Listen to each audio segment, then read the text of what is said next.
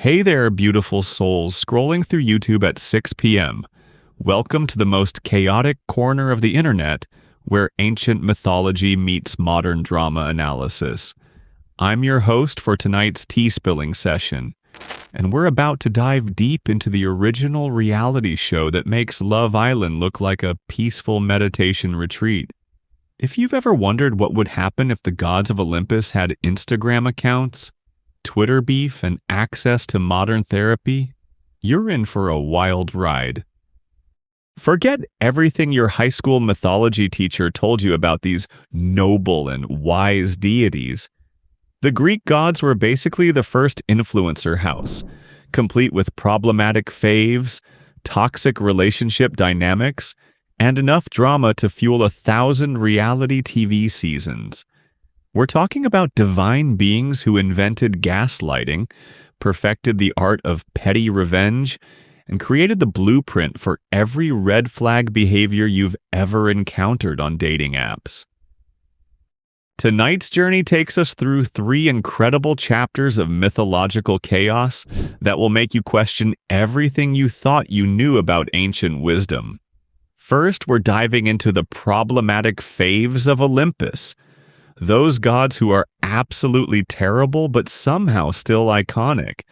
Zeus, the ultimate gaslighter who could catfish his way into anyone's heart while simultaneously breaking it.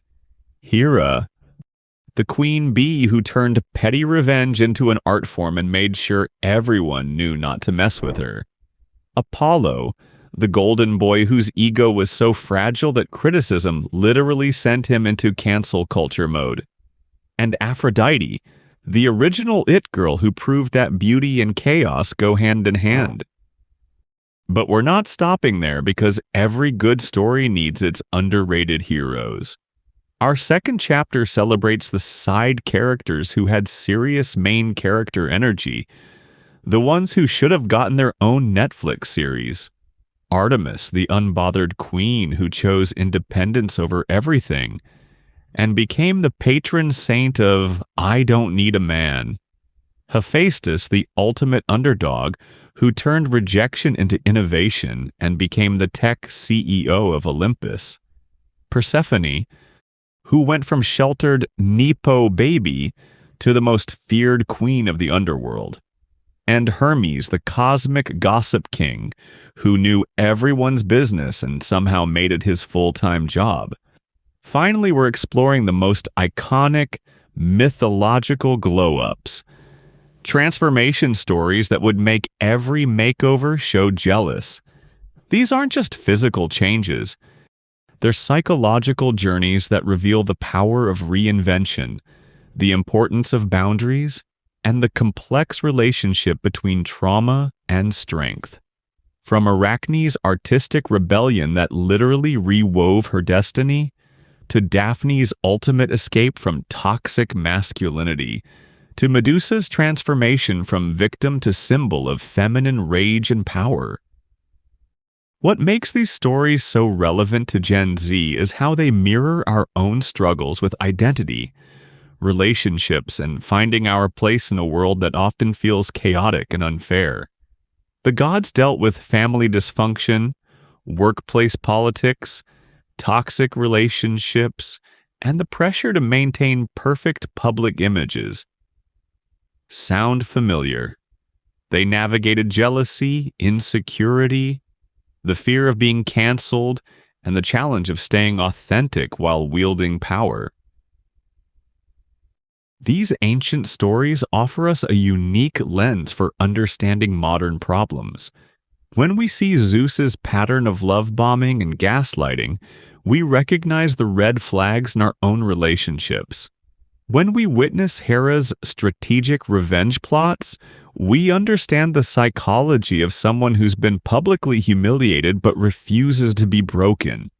When we watch Apollo's meltdowns over criticism, we see the fragility that often hides behind perfectionism and privilege. But more than just cautionary tales, these myths also provide us with models of resilience and transformation. Artemis shows us the power of choosing your own path, even when society expects something different. Hephaestus demonstrates how to turn rejection into innovation and find strength in what makes you different. Persephone teaches us that sometimes the worst things that happen to us can become the source of our greatest power. The beauty of approaching mythology through a Gen Z lens is that we can appreciate both the entertainment value and the deeper wisdom. We can laugh at the absurdity of Zeus turning into a swan to slide into someone's DMs while also recognizing the serious commentary on consent and power dynamics. We can enjoy the drama of Hera's revenge plots while understanding the pain of someone whose trust has been repeatedly betrayed. Tonight's stories are told with humor, modern references, and the kind of psychological analysis that would make ancient Greek philosophers proud. We're not just retelling old tales, we're excavating timeless truths about human nature, relationships, and the eternal struggle between our worst impulses and our highest aspirations. So grab your favorite late-night snack, get comfortable, and prepare to see these ancient gods in a whole new light. Whether you're here for the drama, the life lessons, or just the pure entertainment value of divine chaos, you're in for a treat. These stories have survived thousands of years because they speak to something universal in the human experience: our capacity for both tremendous growth and spectacular failure. Don't forget to engage with the content. Drop comments about which god you think is the biggest red flag, share your thoughts on the side characters who deserved better, and let me know which mythological glow-up resonates most with your own journey. After all, the best stories are the ones that make us think, laugh, and maybe see ourselves a little more clearly. Ready to spill some ancient tea and discover why these problematic faves, underrated heroes, and transformation stories are more relevant than ever? Let's dive into the original influencer house and see what chaos awaits us on Mount Olympus. Okay, besties, let's talk about Hera, the original queen bee who turned being publicly humiliated into an art form and made sure everyone knew exactly who runs Olympus. If you thought Hera was just some sad, jealous wife crying in the corner while Zeus cheated, you've been fed the wrong narrative. This woman is the blueprint for every powerful female who's been disrespected by her partner, but chose violence, strategic, calculated, absolutely devastating violence. First things first, Hera is not the victim in this story. She's the final boss. Yes, Zeus treats her terribly, but Hera's response isn't to cry or beg or try to fix him. It's to become the most feared goddess on Olympus. She's the wife who can't divorce her cheating husband because of politics and power, so instead, she becomes a master strategist who makes everyone else pay for his crimes. It's giving, if I can't have happiness, nobody can energy, and honestly, sometimes that's valid. Let's break down Hera's most iconic revenge plots, because this woman didn't just get mad, she got methodical. Take the Io situation. Zeus transforms this poor girl into a cow to hide his affair from Hera. Does Hera fall for it? Absolutely not. She immediately clocks what's happening, asks Zeus for the pretty cow as a gift, and then assigns Argus, a giant with 100 eyes, to watch Io 24/7. When Zeus sends Hermes to kill Argus and free Io, Hera sends a gadfly to torment Io across the entire Mediterranean. The level of petty? Astronomical. The level of effectiveness? Chef's kiss. Then there's the Leto drama, which is basically Hera inventing cancel culture before it was cool. When Leto gets pregnant with Zeus's twins, Apollo and Artemis, Hera doesn't just get angry, she makes it illegal for any land to give Leto shelter. She literally uses her influence to make sure no place on Earth will help this woman give birth. Leto has to find a floating island that technically isn't land just to have her babies. Hera really said, "You want to mess with my marriage? Good luck finding a hospital." But perhaps Hera's most legendary long-term project is her treatment of Hercules. This woman held a grudge against a literal baby and made it her life's mission to make his existence as difficult as possible. She sends snakes to kill him in his crib, drives him temporarily insane so he kills his own family, and basically ensures that he has to complete 12 impossible labors just to earn basic respect. Hercules becomes the greatest hero in Greek mythology, partly because Hera's harassment made him stronger. She accidentally created her own worst enemy by being so relentlessly petty. What makes Hera fascinating from a Gen Z perspective is how she navigates power in a system that's designed to humiliate her. She can't divorce Zeus because their marriage is literally holding the cosmic order together. She can't directly challenge him because he's technically more powerful. So instead, she becomes a master of indirect warfare, using her intelligence, connections, and political savvy to make sure everyone knows there are consequences for crossing her.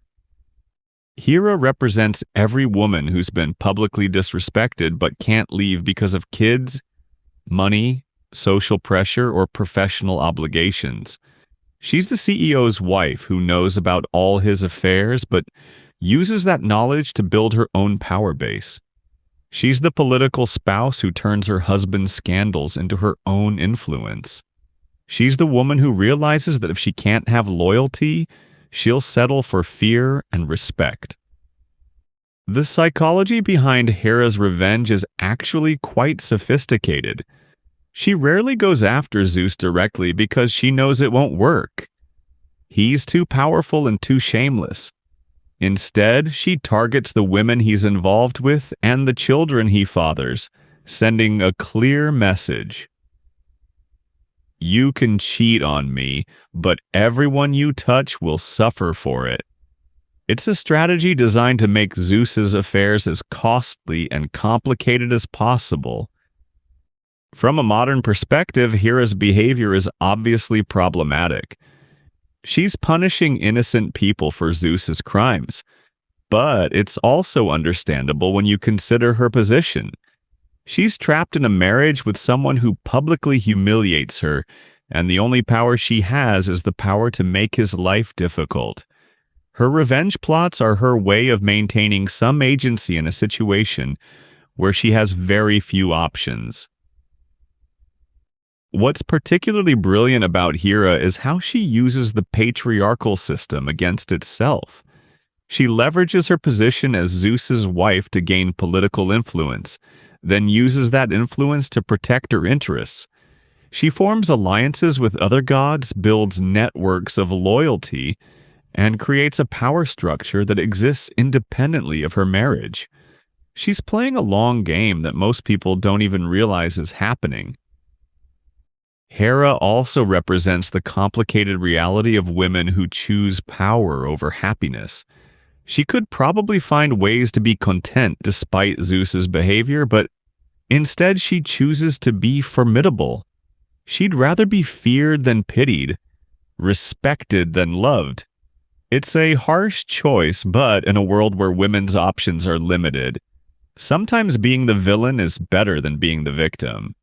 The modern parallels are everywhere.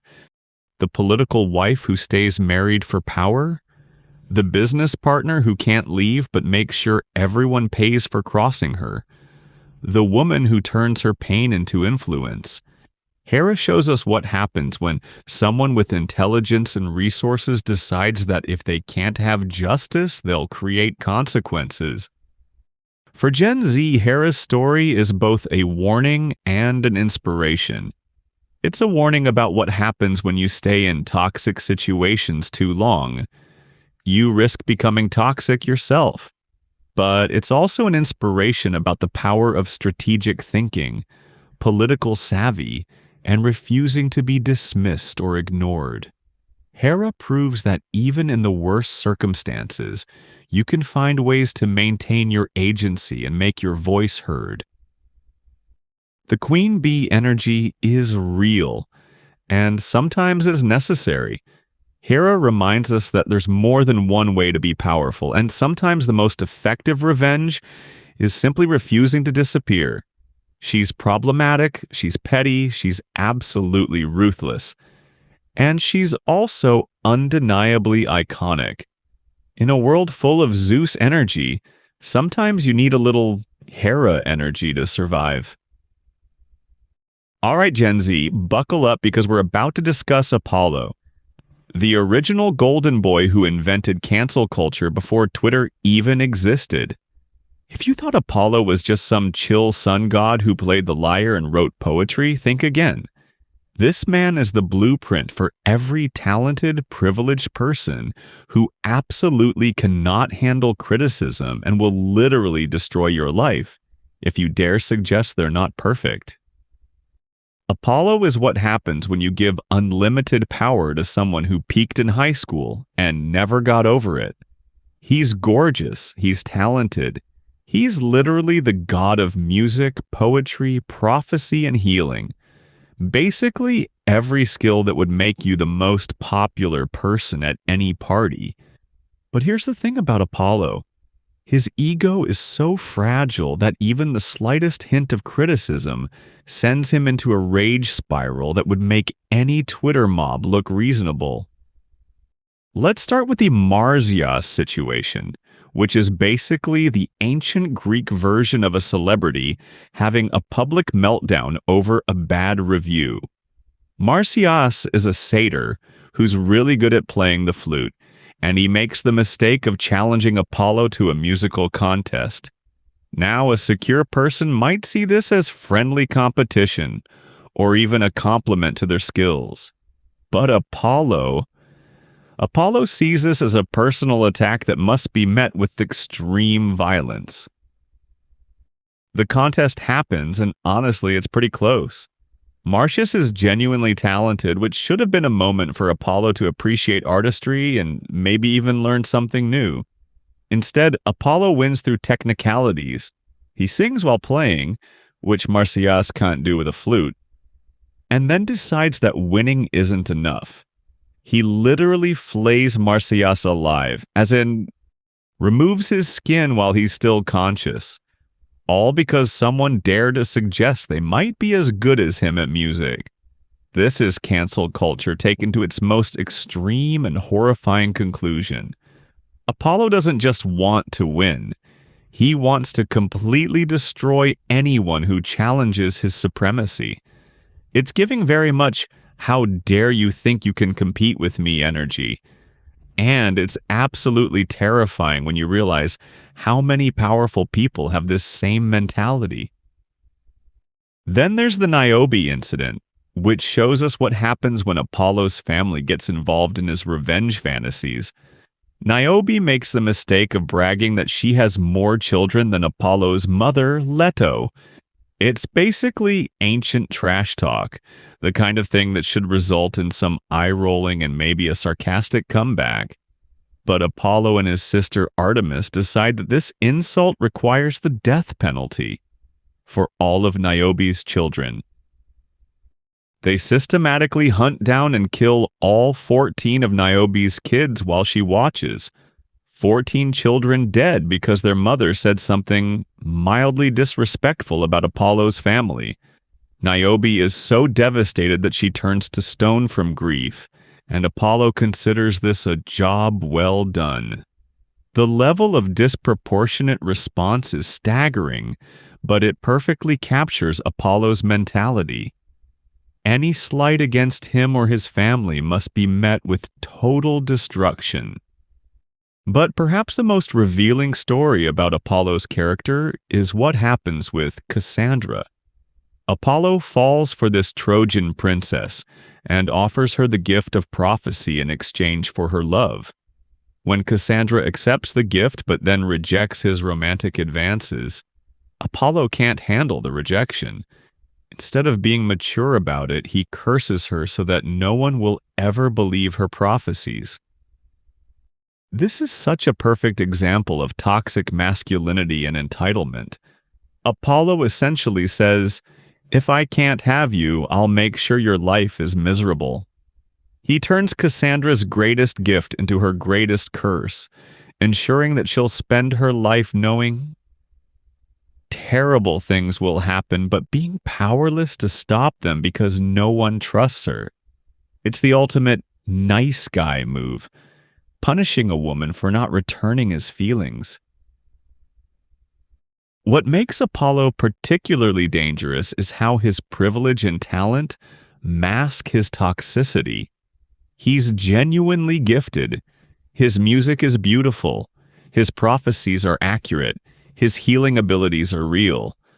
People want to be around him because he's charming, attractive, and incredibly skilled. But underneath all that golden boy perfection is someone who cannot tolerate any challenge to his superiority. Apollo represents every talented person who's never been told no and doesn't know how to handle it when someone finally does. He's the child prodigy who becomes an adult nightmare, the gifted student who can't handle getting anything less than an A+, the artist who destroys critics instead of learning from criticism. His talent becomes a weapon he uses to justify his cruelty. From a Gen Z perspective, Apollo is terrifyingly familiar. He's every influencer who sends their followers to attack anyone who criticizes them. Every celebrity who uses their platform to destroy people who dare to speak against them. Every powerful person who sees any form of accountability as a personal attack. He's the embodiment of how privilege and talent can corrupt someone into believing they're above consequences. The psychology behind Apollo's behavior is actually quite simple. He's never learned to separate his identity from his achievements. His self-worth is so tied up in being the best that any challenge to his supremacy feels like an existential threat. He can't just be good at music. He has to be the only one who's good at music. He can't just be talented. He has to be unquestionably superior to everyone else. This mindset is incredibly common among high achievers who've been praised for their natural abilities rather than their effort. When your identity is built on being special and gifted, any evidence that you're not unique becomes a crisis. Apollo never learned that there's room for multiple talented people in the world, that competition can be healthy, and that being challenged can make you better. What's particularly chilling about Apollo is how he uses his institutional power to enforce his personal vendettas. He's not just some random person having a meltdown. He's a god with the ability to actually destroy lives. When he decides someone has wronged him, he has the power to make that person's existence a living hell. It's the ultimate example of how dangerous it is when fragile egos are combined with real power. For modern audiences, Apollo serves as a warning about the dangers of unchecked privilege and the importance of learning how to handle criticism. His stories show us what happens when someone is so insecure about their abilities that they can't tolerate any form of competition or challenge. They also demonstrate how talent without humility can become a destructive force. Apollo's legacy is a reminder that being gifted doesn't make you a good person, and that true greatness comes from how you handle setbacks, not just how you handle success. His inability to grow from criticism or learn from challenges ultimately makes him a smaller person, despite all his divine abilities. He's the cautionary tale for anyone who's ever been told they're special. Talent is a gift, but character is a choice. Okay, darlings, let's spill the tea on Aphrodite, the original influencer who proved that being beautiful and powerful is a dangerous combination when you have zero impulse control and a love for stirring up drama. If you thought Aphrodite was just some sweet goddess of love spreading good vibes and happy endings, you're about to get a reality check that'll make your head spin. This woman is the blueprint for every it girl who's gorgeous, knows it, and uses that power to create absolute chaos wherever she goes. Aphrodite is what happens when you give unlimited beauty, charm, and divine power to someone who treats the world like her personal entertainment system. She's not just the goddess of love. She's the goddess of obsession, jealousy, revenge, and making sure everyone's love life is as messy as possible. She's that friend who's stunning and magnetic, but somehow every party she attends ends in drama, tears, and at least 3 people blocking each other on social media. Let's start with her most iconic moment of chaos creation. Literally starting the Trojan War because she wanted to win a beauty contest. Picture this. There's a golden apple labeled "For the Fairest," and 3 goddesses, Hera, Athena, and Aphrodite, all want it. Instead of being mature about it, they decide to let a mortal prince named Paris judge who's the most beautiful. Now, a normal person might just accept the judge's decision gracefully, but Aphrodite? She bribes him. She promises Paris the love of the most beautiful woman in the world, Helen of Troy, conveniently forgetting to mention that Helen is already married. When Paris inevitably steals Helen away, it triggers a 10-year war that destroys entire civilizations. Thousands of people die, families are torn apart, and entire cities are burned to the ground. All because Aphrodite couldn't handle the possibility of not being called the prettiest. The level of narcissism and complete disregard for consequences is absolutely staggering. But that's just the beginning of Aphrodite's chaos resume. She has this pattern of punishing anyone who doesn't worship her properly, or who dares to suggest that maybe love isn't the most important thing in life. Take Hippolytus, a young man who's devoted to Artemis and wants to stay celibate. Instead of respecting his choice, Aphrodite sees this as a personal insult and decides to destroy his life. She makes his stepmother Phaedra fall desperately in love with him, creating a situation that's uncomfortable for everyone involved. When Hippolytus rejects Phaedra's advances, because he's literally her stepson and also committed to celibacy, Phaedra kills herself and leaves a note accusing him of assault. His father believes a lie and curses him to death. An entire family is destroyed because Aphrodite couldn't handle someone choosing a different lifestyle than the one she promotes. Then there's the Psyche situation, which shows us Aphrodite's incredible capacity for petty jealousy. Psyche is a mortal woman who's so beautiful that people start comparing her to Aphrodite, and instead of being flattered or secure in her own divine beauty, Aphrodite loses her mind. She sends her son Eros to make Psyche fall in love with something hideous, but Eros accidentally falls in love with Psyche himself. When Aphrodite finds out, she puts Psyche through a series of impossible tasks designed to kill her.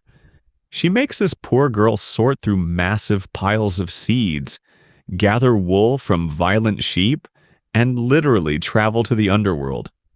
All because people said she was pretty. The insecurity and vindictiveness are off the charts. Aphrodite can't handle any competition, even from a mortal who never asked for the attention.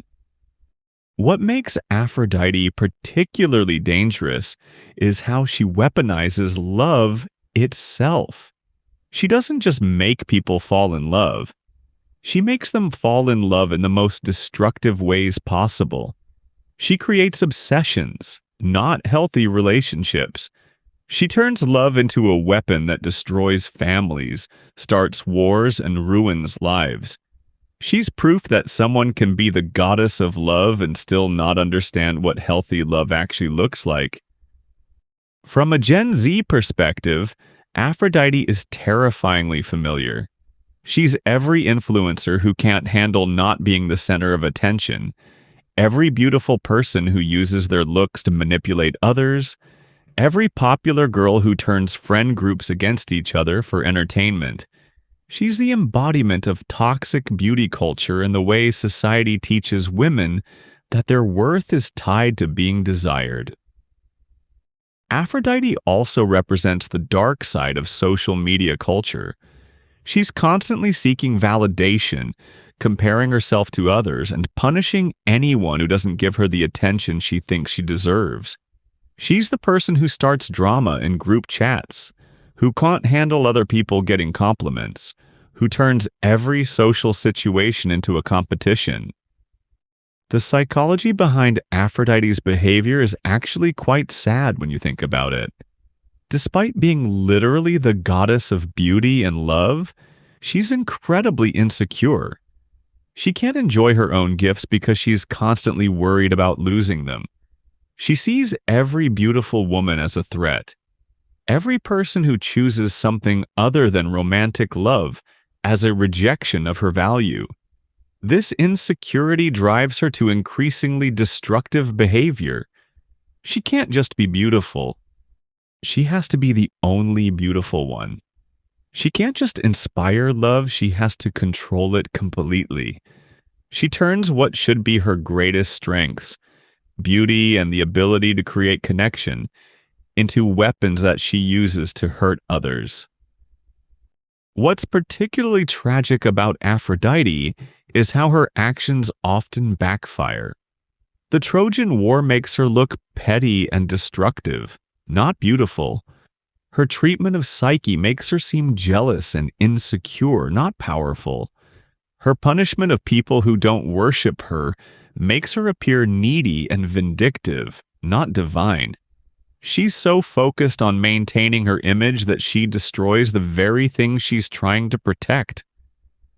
For modern audiences, Aphrodite serves as a warning about the dangers of tying your self-worth to external validation. Her stories show us what happens when someone is so dependent on being desired and admired that they'll destroy anyone who threatens that position. She's the cautionary tale for anyone who's ever felt like they need to be the prettiest, most popular, or most loved person in the room. Aphrodite also demonstrates how privilege can corrupt empathy. She's so used to getting what she wants through her beauty and charm that she never learns to consider other people's feelings or needs.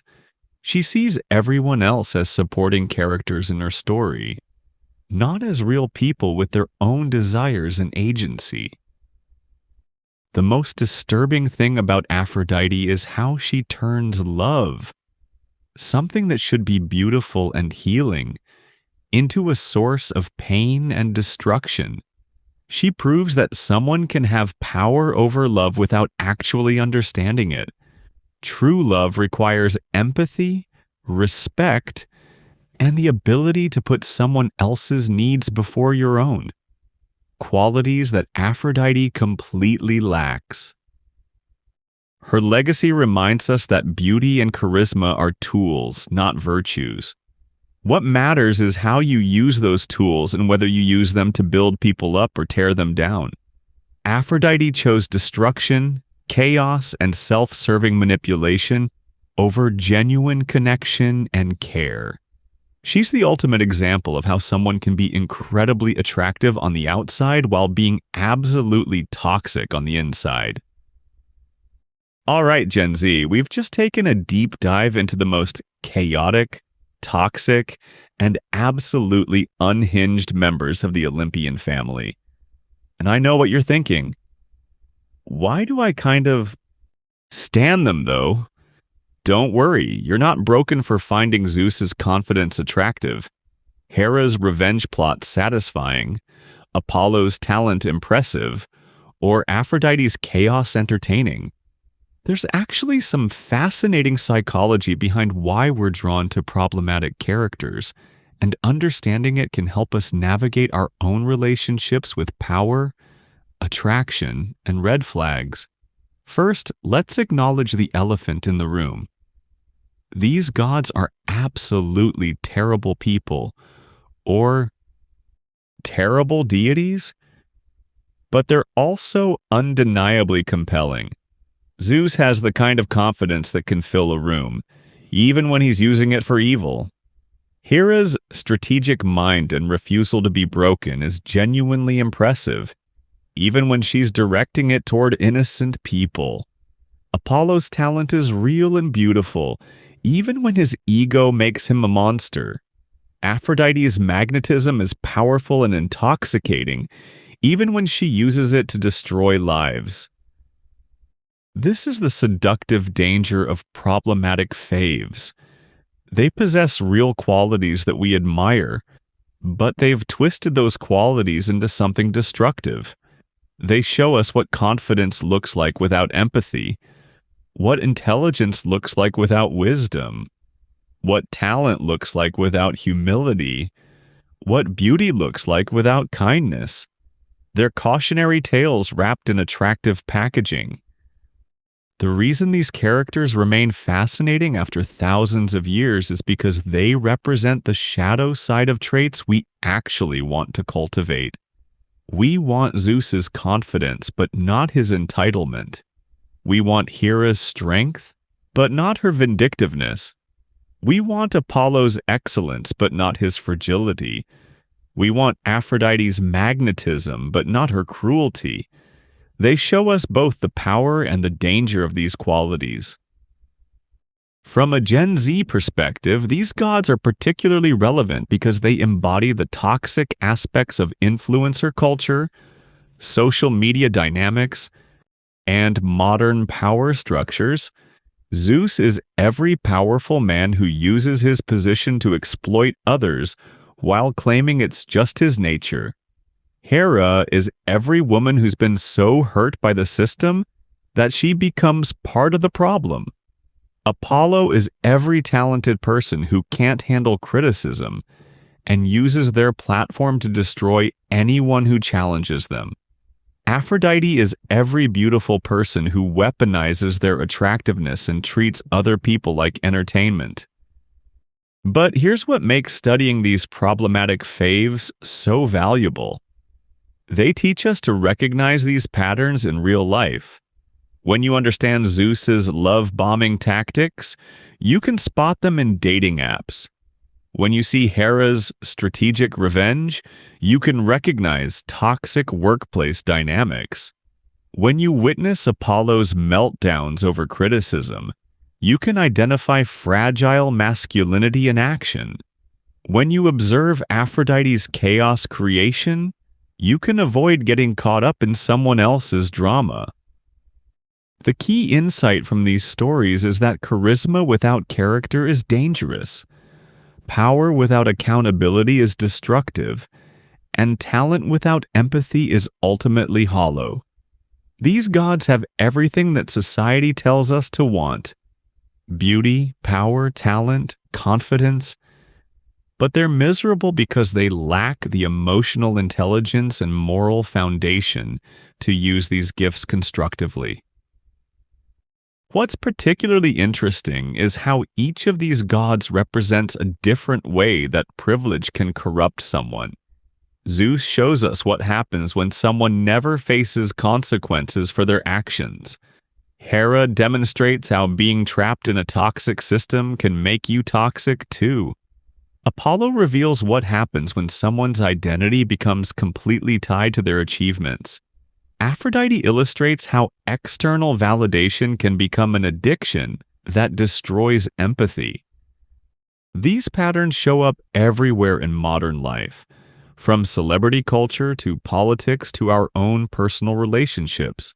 Understanding them helps us make better choices about who we admire, who we trust, and who we want to become.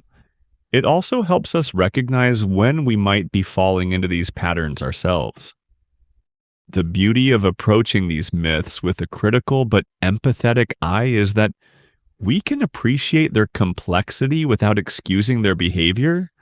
We can understand why Zeus became the way he is growing up in a family where his father literally ate his children, while still recognizing that his trauma doesn't justify his actions. We can empathize with Hera's pain while acknowledging that her revenge hurts innocent people. We can admire Apollo's gifts while condemning his cruelty. We can be fascinated by Aphrodite's power while rejecting her methods. This nuanced approach to problematic characters is actually great training for real life. It teaches us that people can be simultaneously attractive and dangerous, talented and toxic, powerful and pathetic. It helps us develop the emotional intelligence to appreciate someone's positive qualities while maintaining boundaries around their negative ones.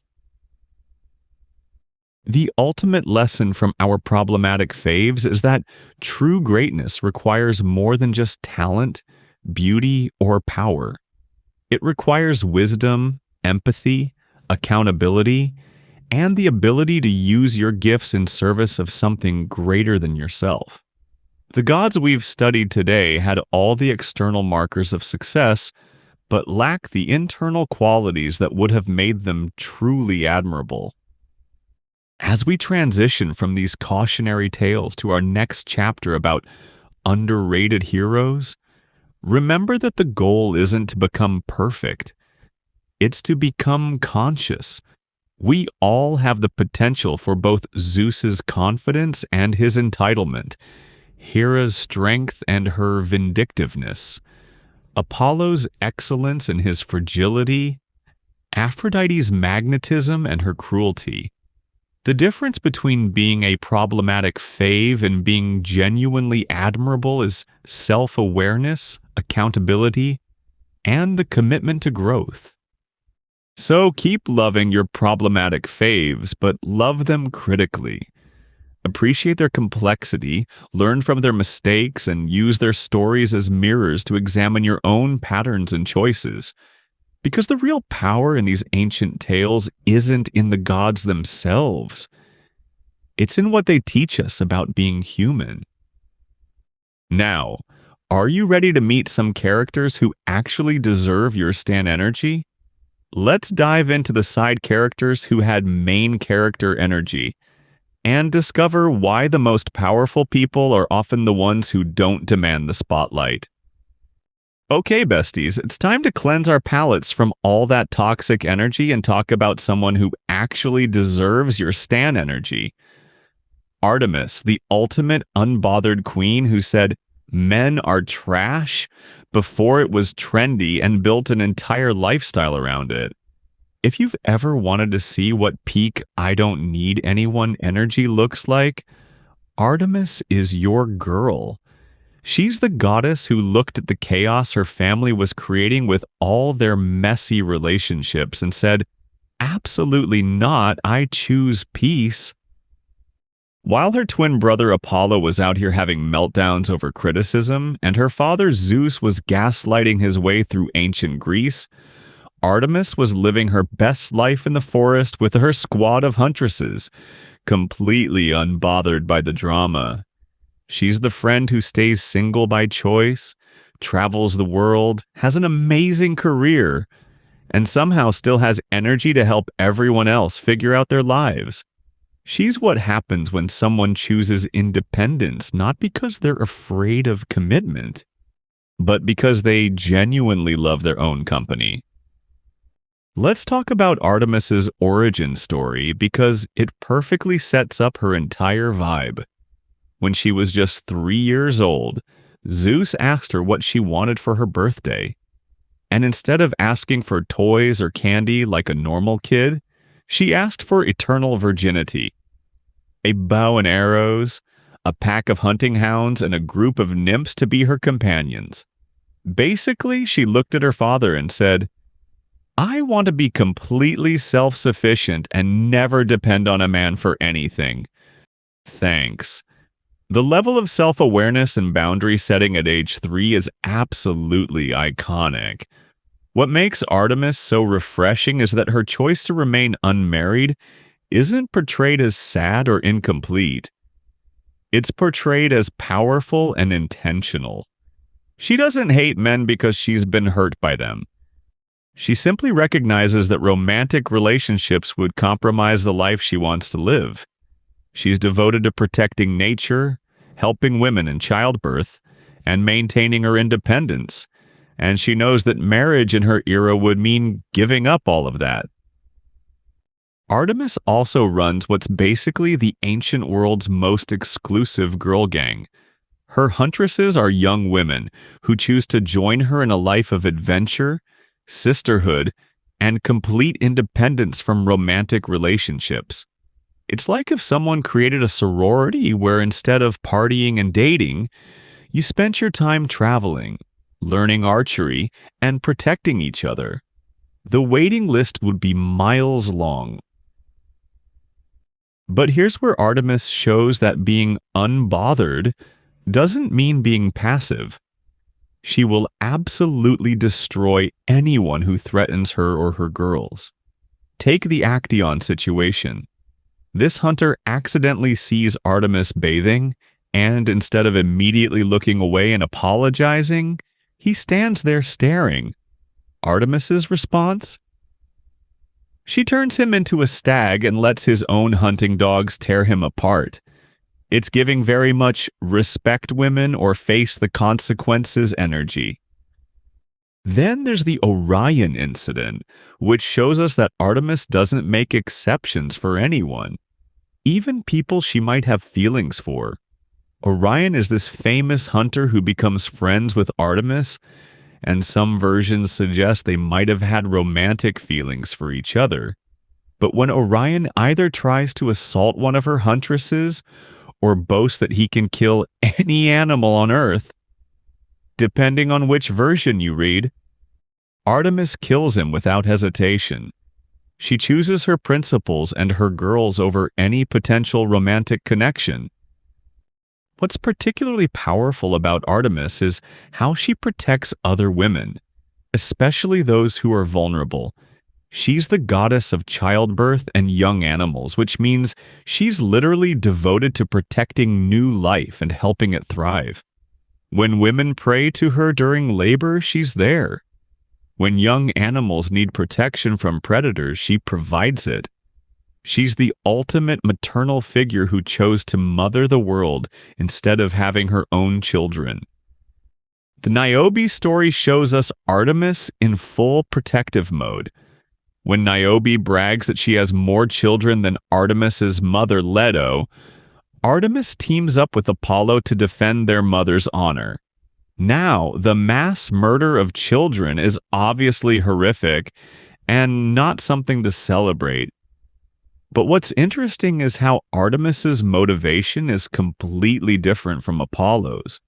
Apollo is offended on behalf of his own ego, but Artemis is defending someone she loves who was disrespected. Her violence comes from loyalty, not narcissism. From a Gen Z perspective, Artemis represents everything we're trying to achieve: financial independence, strong friendships, clear boundaries, and the confidence to live life on our own terms. She's the patron saint of everyone who's ever been asked, "When are you getting married?" and responded with, "When are you getting a personality?" She proves that you can be nurturing and protective without being a mother, powerful without being cruel, and complete without being in a relationship. Artemis also embodies the kind of feminism that's about choice rather than obligation. She doesn't judge other women for choosing marriage and children. She just insists on her right to choose something different.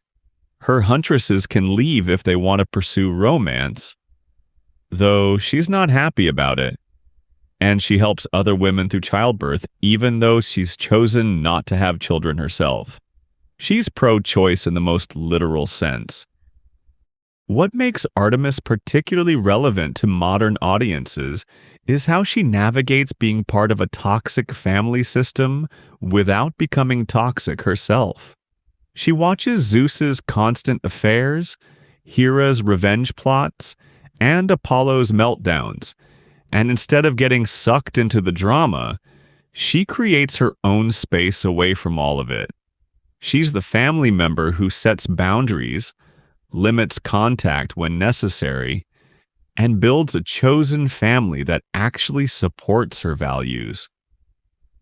The environmental aspect of Artemis's character is also incredibly relevant to Gen Z.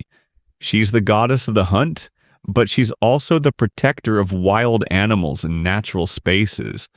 She understands that humans are part of the natural world, not separate from it, and that we have a responsibility to maintain balance rather than just taking whatever we want. She's the original conservationist, fighting to protect wilderness areas before environmentalism was even a concept. Artemis's relationship with her huntresses also provides a beautiful model for female friendship and mentorship. She's not just their leader, she's their protector, teacher, and friend. She creates a space where young women can develop their skills, find their strength, and support each other without competition or jealousy. It's the kind of sisterhood that every woman deserves, supportive, empowering, and drama-free. The most inspiring thing about Artemis is how she proves that you can be soft and fierce at the same time. She's gentle with newborns and protective of the vulnerable, but she's also a skilled warrior who doesn't hesitate to defend herself and others. She shows us that strength doesn't require hardness, that independence doesn't require isolation, and that choosing yourself doesn't mean rejecting everyone else. For anyone who's ever felt pressure to compromise their values for a relationship, settle for less than they deserve, or apologize for wanting something different than what society expects, Artemis is your reminder that your choices are valid. She's proof that the right life for you is the one that aligns with your values, supports your growth, and brings you genuine happiness, regardless of what anyone else thinks you should want. Artemis teaches us that being unbothered isn't about not caring. It's about caring so much about the right things that you refuse to waste energy on the wrong ones. She's the ultimate example of someone who knows exactly who she is and refuses to apologize for it.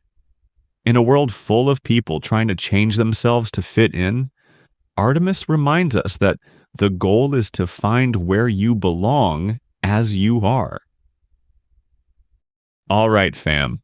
Time to talk about the ultimate underdog of Olympus, Hephaestus, the god who got tossed off Mount Olympus for being ugly, but came back as the tech CEO everyone secretly needs. If you think being rejected by your own mom is rough, imagine being thrown off a mountain and still managing to build the coolest workshop in the universe. Hephaestus is the OG comeback king, turning every no into a heck yes with his mad skills and savage inventions. Born with a physical disability that made him the butt of jokes even among gods, Hephaestus didn't let that stop him.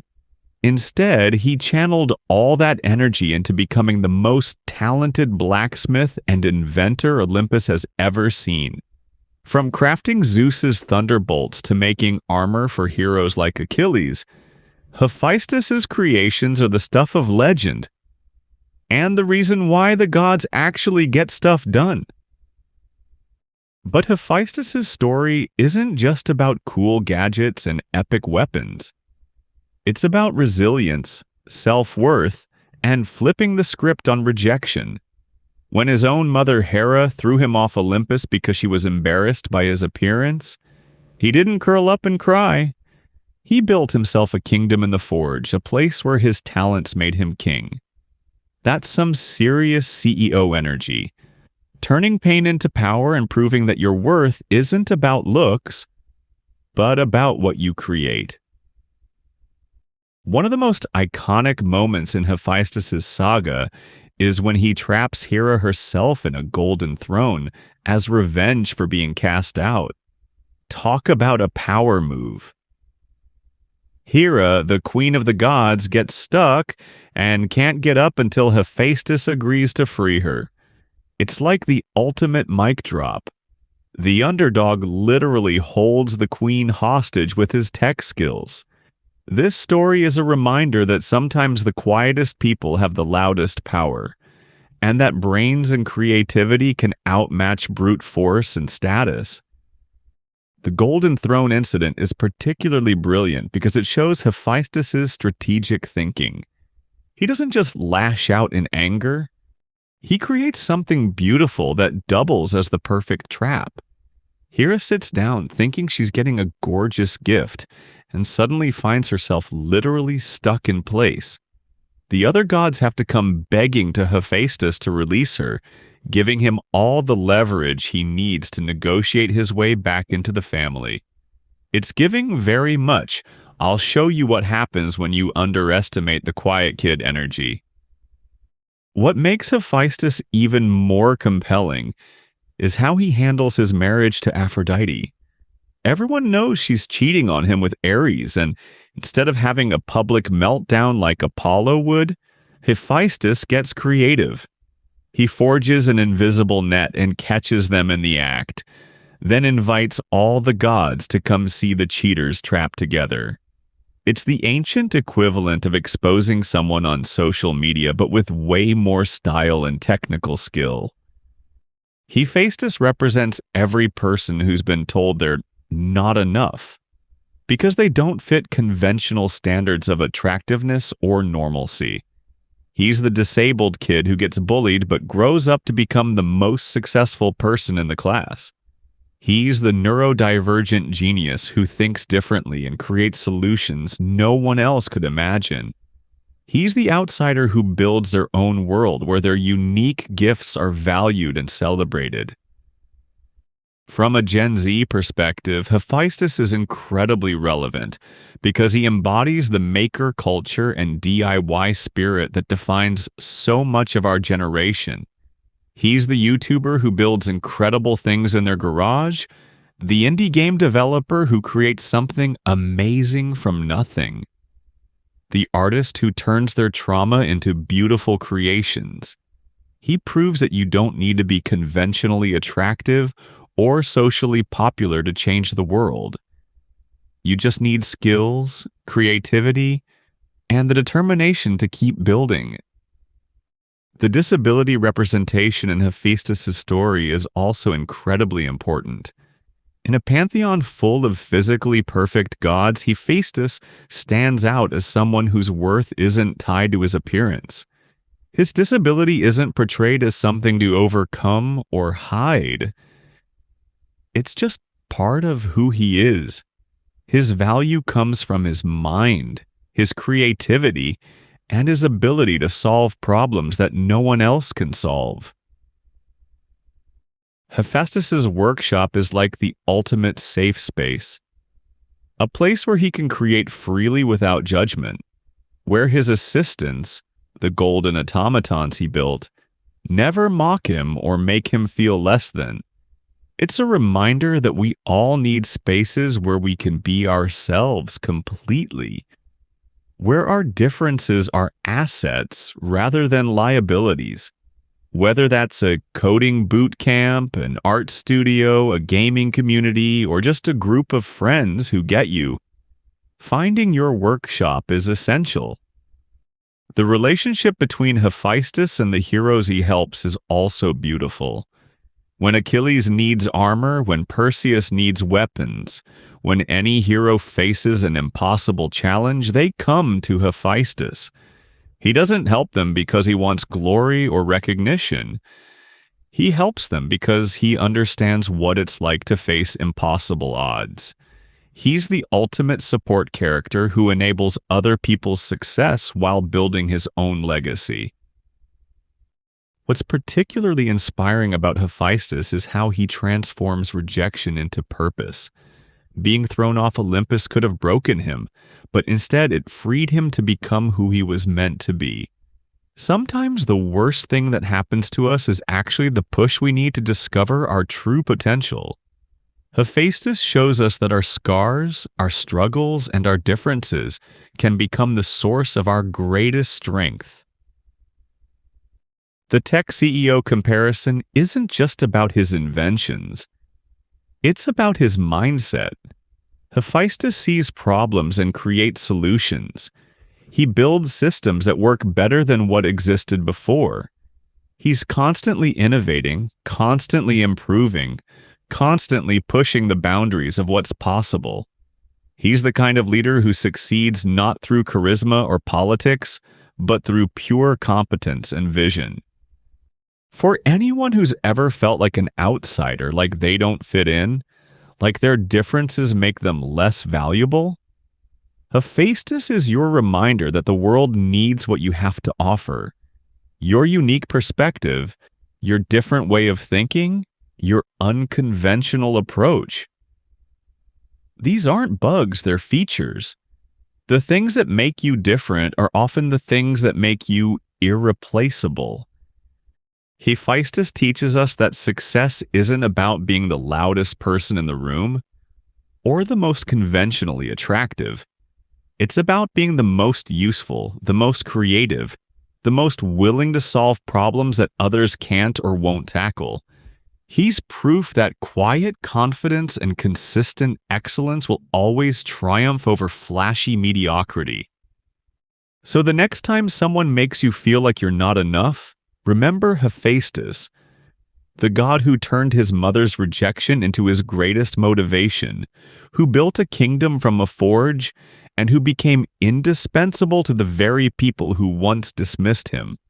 Your comeback story is waiting to be written, and like Hephaestus, you have everything you need to build something amazing.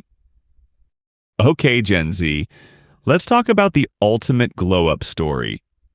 Persephone, who went from being the sheltered Nepo baby of the harvest goddess to becoming the most feared and respected queen of the underworld.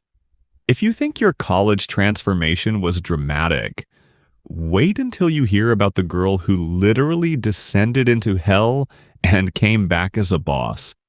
Persephone's story isn't just about trauma and survival. It's about finding power in the darkest places and refusing to let your worst experiences define your limits. Before we dive into her iconic queen era, let's acknowledge where Persephone started. As the ultimate sheltered princess, her mother Demeter kept her so protected that she was basically living in a bubble, picking flowers in meadows and probably never having to deal with anything more stressful than choosing which dress to wear. She was the divine equivalent of a trust fund kid who's never had to work for anything. Beautiful, innocent, and completely unprepared for the real world. Then came the abduction by Hades, which we've already discussed as a traumatic violation of her autonomy. But here's where Persephone's story gets interesting. Instead of remaining a victim forever, she gradually transforms into someone who wields power in her own right. The girl who was once afraid of shadows becomes the queen who rules over them. It's the kind of character development that would make any screenwriter weep with envy. What makes Persephone's transformation so compelling is that it's not immediate or easy. She doesn't just wake up one day and decide to be powerful. She earns it through surviving impossible circumstances and learning to navigate a world that's completely different from everything she knew. The underworld isn't just dark and scary. It's a complex realm with its own politics, rules, and responsibilities. Persephone has to learn all of this while dealing with her own trauma and grief. By the time we see Persephone in her full queen mode, she's become someone completely different from the flower-picking girl she used to be. She's cold when she needs to be, strategic in her decisions, and absolutely ruthless with anyone who threatens her domain. She's not cruel for cruelty's sake, but she's learned that kindness without boundaries is just weakness in disguise. She's the queen who can sentence souls to eternal punishment without blinking, but who also ensures that justice is served fairly. One of the most telling aspects of Persephone's character development is how she handles the seasonal arrangement with her mother. Instead of seeing it as a burden or a compromise, she uses it as an opportunity to live two completely different lives. 6 months as the innocent daughter helping with the harvest, 6 months as the powerful queen ruling the dead. She's literally code switching between identities, and she's excellent at both. The psychological complexity of this dual existence is fascinating from a Gen Z perspective. Persephone represents everyone who has to navigate multiple identities. The person you are with your family versus who you are with your friends, your professional persona versus your authentic self. The version of you that exists online versus who you are in real life. She shows us that you can honor different parts of yourself without losing your core identity. What's particularly powerful about Persephone's story is how she reclaims agency over her own narrative. Yes, she was abducted, but she chooses to stay. Yes, she was traumatized, but she transforms that trauma into strength. Yes, she was forced into a situation she didn't want, but she makes it work for her. She refuses to be defined solely as a victim, even though her victimization was real and valid. The relationship between Persephone and Hades also evolves in interesting ways. While their beginning was absolutely problematic, they eventually develop what appears to be a genuine partnership based on mutual respect and shared responsibility. Persephone doesn't just become Hades' wife, she becomes his equal, making decisions about the underworld and commanding respect from both the living and the dead. She proves that you can find love and partnership even in the most unlikely circumstances, but only if both people are willing to grow and change. Persephone's transformation from Nepo baby to queen also represents a journey from privilege to purpose. Her early life was comfortable but meaningless. She had everything she could want, but no real responsibility or impact. As queen of the underworld, she has genuine power and the ability to affect the lives and afterlives of countless souls. She trades comfort for significance, safety for influence. From a feminist perspective, Persephone's story is complicated but ultimately empowering. She starts as someone who has things done to her and becomes someone who does things to others. She learns to use the system that initially victimized her to protect and serve others. She's the survivor who becomes an advocate, the victim who becomes a protector. The seasonal aspect of Persephone's story also speaks to the importance of balance and renewal. She doesn't abandon her connection to the world of the living, but she also doesn't reject her role in the world of the dead. She finds a way to honor both parts of herself and both sets of responsibilities. It's a reminder that growth doesn't always mean leaving everything behind. Sometimes it means integrating new experiences with existing values. For Gen Z who are dealing with unprecedented levels of trauma while also trying to build meaningful lives, Persephone offers a powerful model of resilience.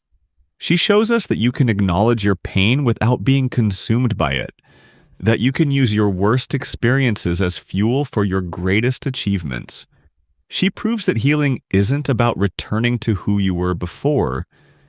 It's about becoming someone stronger because of what you've survived. Persephone's evolution also demonstrates the importance of finding your own definition of power. She doesn't try to become like Zeus with his flashy displays of dominance, or like Hera with her strategic revenge plots. She develops her own style of leadership that combines compassion with strength, justice with mercy. She's the queen who rules through competence and fairness rather than fear and manipulation. The most inspiring thing about Persephone is how she refuses to let her trauma make her smaller. Instead of shrinking away from power and responsibility, she embraces them. Instead of avoiding difficult situations, she learns to navigate them with skill and grace. She transforms from someone who needed protection into someone who provides it for others. Persephone's story reminds us that our worst experiences don't have to be our final chapter. Sometimes the things that break us also teach us how strong we really are. Sometimes the situations we never wanted to be in become the places where we discover our true purpose. She's proof that you can take the worst thing that ever happened to you and turn it into the foundation for the best version of yourself. For anyone who's ever felt like they were too sheltered, too privileged, or too inexperienced to handle real challenges, Persephone is your reminder that strength can be learned. You don't have to be born powerful to become powerful. You don't have to start strong to end up strong. Sometimes the most impressive transformations come from the most unexpected places. Persephone teaches us that true queenship isn't about the crown you wear or the title you hold. It's about the responsibility you accept and the wisdom you develop. She's the ultimate example of someone who turned their greatest vulnerability into their greatest strength, and who proves that sometimes the best leaders are the ones who understand what it's like to be powerless. All right, besties, time to talk about the most underrated god in the entire pantheon, Hermes, the cosmic messenger who's basically the ultimate combination of your nosiest friend, your most reliable delivery driver, and that person who somehow knows everyone's business before they do.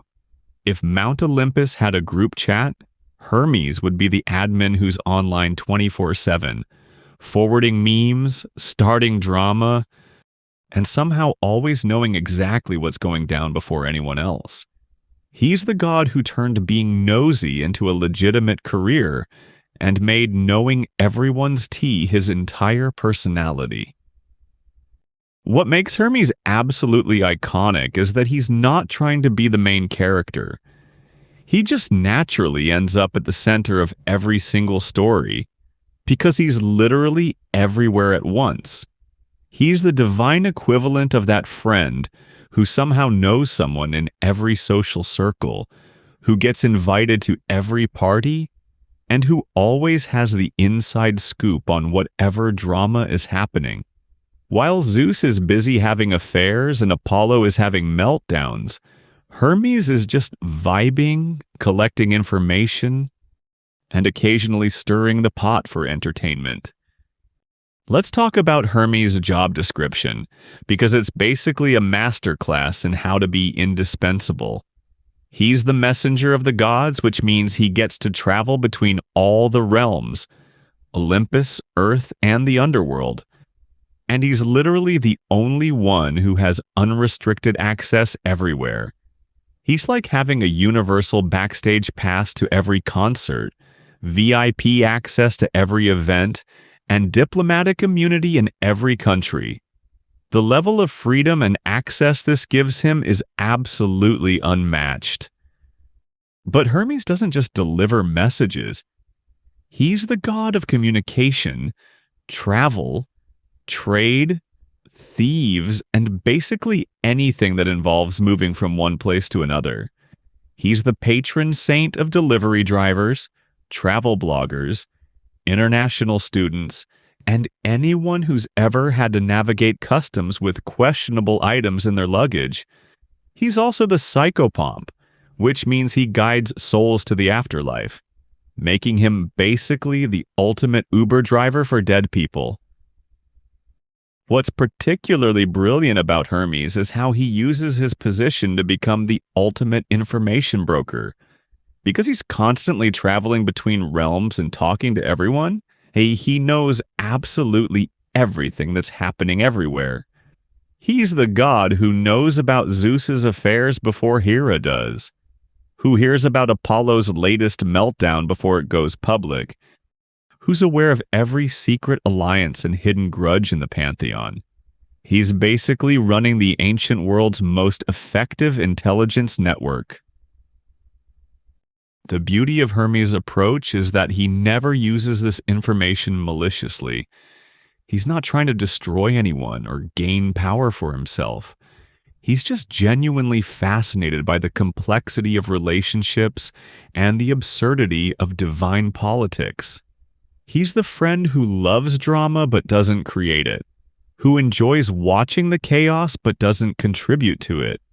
He's Switzerland with wings and a sense of humor. One of Hermes' most iconic moments is when he helps Zeus with his various romantic escapades. He's literally the wingman who enables his father's terrible relationship choices. But he does it with such style and creativity that you almost have to respect the artistry.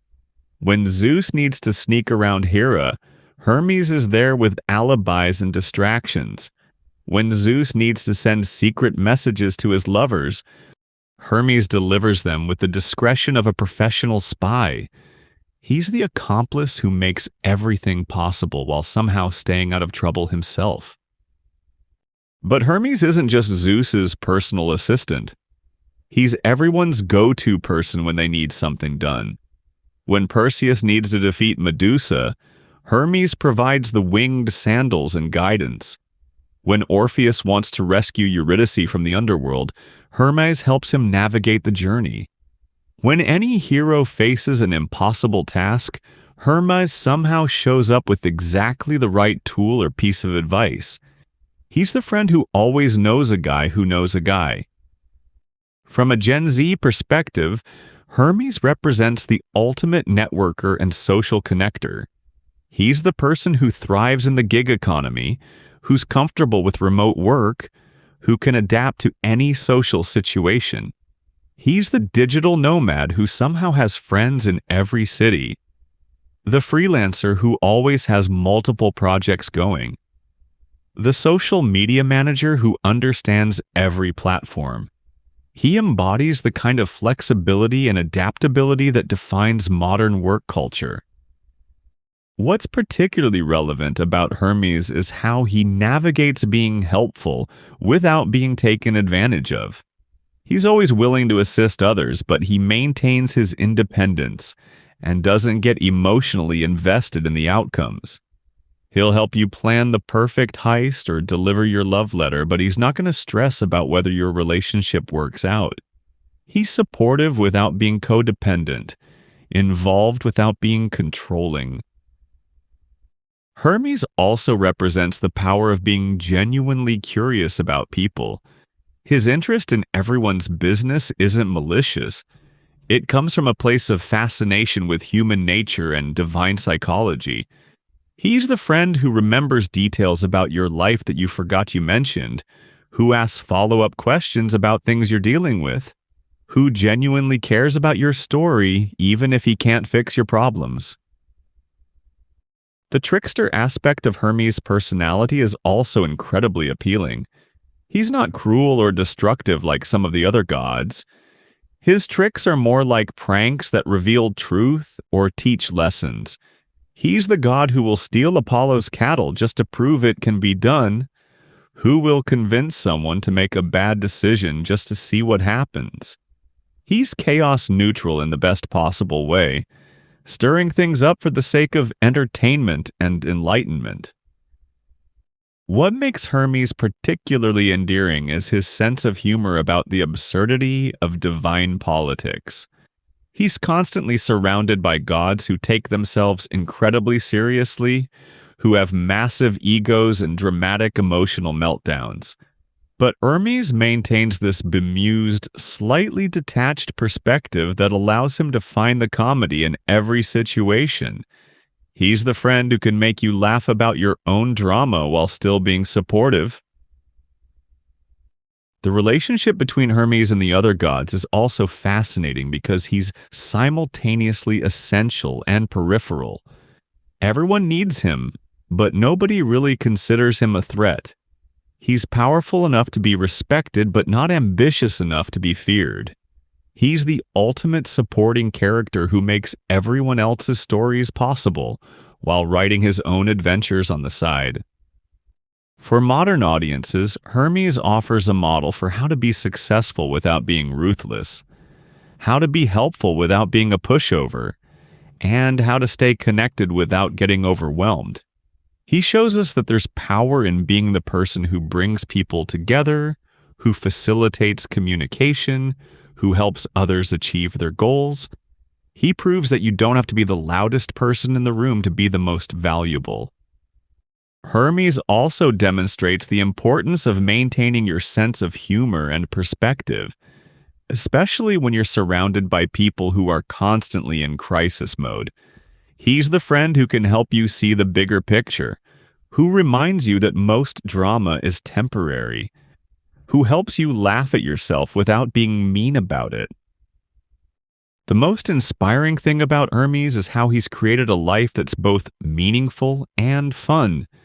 He has important responsibilities, guiding souls, delivering messages, facilitating communication between realms. But he approaches them with joy and creativity. He's proof that work doesn't have to be miserable, that you can be professional without being boring, that you can take your responsibilities seriously without taking yourself too seriously. For anyone who's ever felt like they're more of a supporting character than a main character, Hermes is your reminder that supporting characters often have the most interesting lives. They get to be part of everyone's story. They have the freedom to move between different worlds, and they often have the best perspective on what's really happening. Sometimes being the connector, the facilitator, the person who makes things happen for others is exactly where you're supposed to be.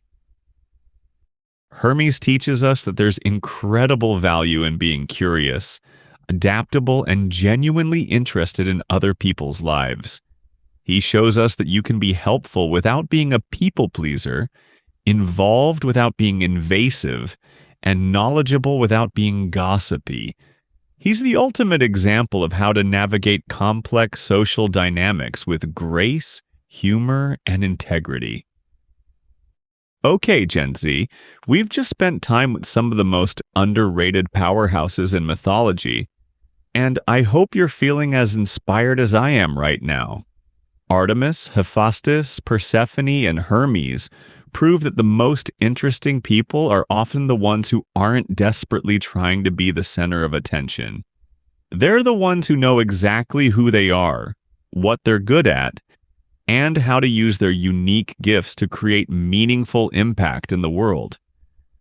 What strikes me most about these four is how they each found power in completely different ways, proving that there's no single path to greatness. Artemis found power in independence and boundary setting, showing us that sometimes the strongest thing you can do is choose yourself.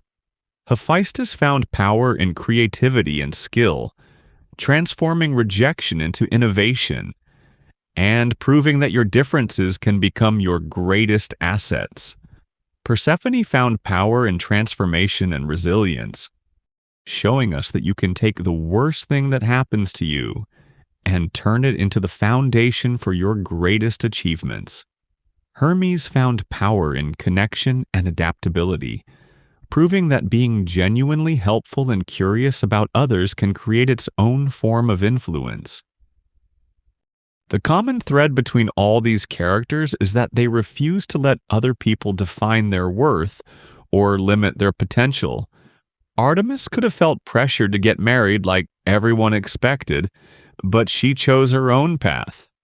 Hephaestus could have internalized his family's rejection and given up, but he built his own kingdom instead. Persephone could have remained a victim forever, but she transformed her trauma into strength. Hermes could have felt overlooked as just the messenger, but he turned that role into the most connected position in the pantheon. From a Gen Z perspective, these characters represent everything we're trying to figure out. How to be authentic in a world that pressures us to conform. How to find our own definition of success, how to turn our struggles into strengths, and how to build meaningful connections without losing ourselves. They show us that you don't have to be the loudest, the prettiest, the most popular, or the most powerful to make a real impact.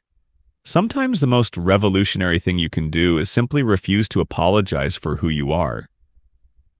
What's particularly beautiful about these side characters is how they support each other and the people around them without competing or tearing each other down. Artemis protects vulnerable women and animals. Hephaestus creates tools that help heroes succeed. Persephone ensures justice in the afterlife. And Hermes facilitates communication and connection between everyone. They've figured out that true power comes from lifting others up, not pushing them down. The contrast between these characters and our problematic faves from earlier is stark and instructive. Zeus, Hera, Apollo, and Aphrodite are constantly fighting for attention, validation, and dominance. But they're ultimately miserable because their power is built on insecurity and the need to control others. Meanwhile, Artemis, Hephaestus, Persephone, and Hermes have found genuine contentment because their power comes from self-knowledge, skill development, and authentic service to others. These side characters also demonstrate the importance of finding your tribe and creating spaces where you can be fully yourself. Artemis has her huntresses, Hephaestus has his workshop, Persephone has her dual realms, and Hermes has his network of connections across all worlds. They've all created or found communities where their unique gifts are valued and where they can contribute meaningfully. It's a reminder that belonging isn't about changing yourself to fit in. It's about finding the places and people where you naturally belong. The resilience of these characters is also incredibly inspiring. They've all faced significant challenges: rejection, trauma, isolation, underestimation, but they've used those experiences as fuel for growth rather than excuses for bitterness. They prove that you can acknowledge your pain without being defined by it, that you can learn from your struggles without being consumed by them. What's particularly relevant for Gen Z is how these characters navigate the balance between individual authenticity and social responsibility. They're all fiercely independent and true to themselves, but they also understand that their gifts come with obligations to help others.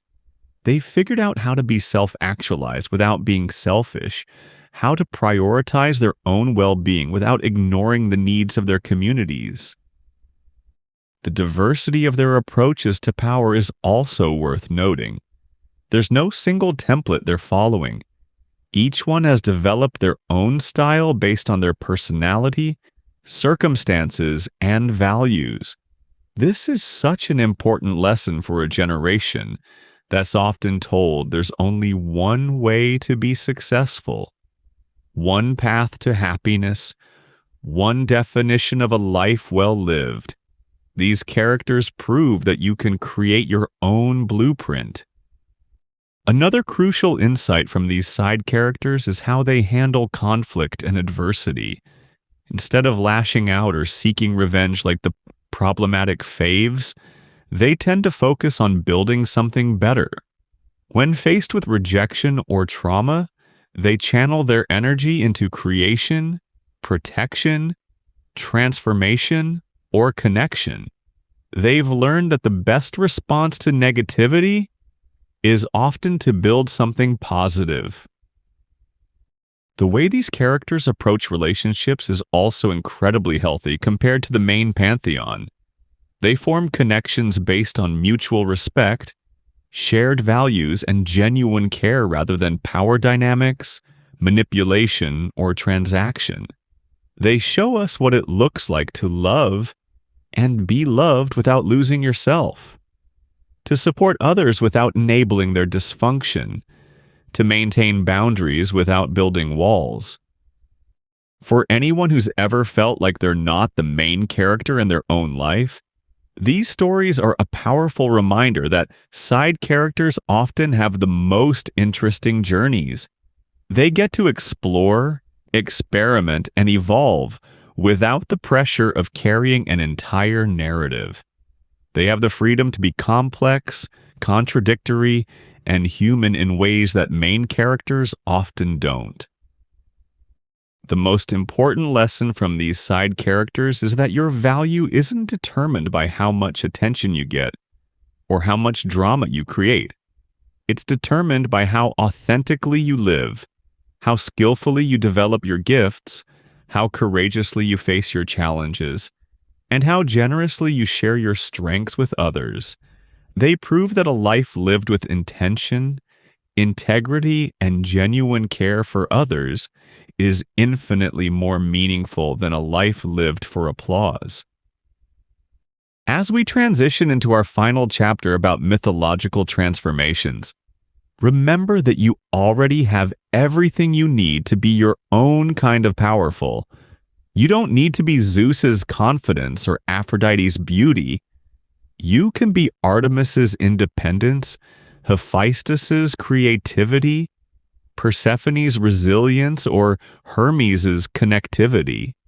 The world needs what you specifically have to offer, not a watered-down version of someone else's gifts. These side characters remind us that the most revolutionary act is often simply being yourself, fully and unapologetically, while using your unique gifts to make the world a little bit better. They're proof that you don't have to be perfect to be powerful, that you don't have to be flawless to be valuable, and that you don't have to be the main character to live an absolutely epic story. All right, Gen Z, buckle up because we're diving into one of the most iconic mythological glow-ups and drama clashes. The story of Arachne and Athena. This isn't just a tale about weaving. It's a full-on ancient tea spill about talent, jealousy, and what happens when you dare to call out the gods with your art. If you've ever wondered what happens when unstoppable talent meets immovable authority, this story is about to serve you all the drama you could want. Meet Arachne, a mortal girl from Lydia who was so incredibly gifted at weaving that people started comparing her work to the gods themselves.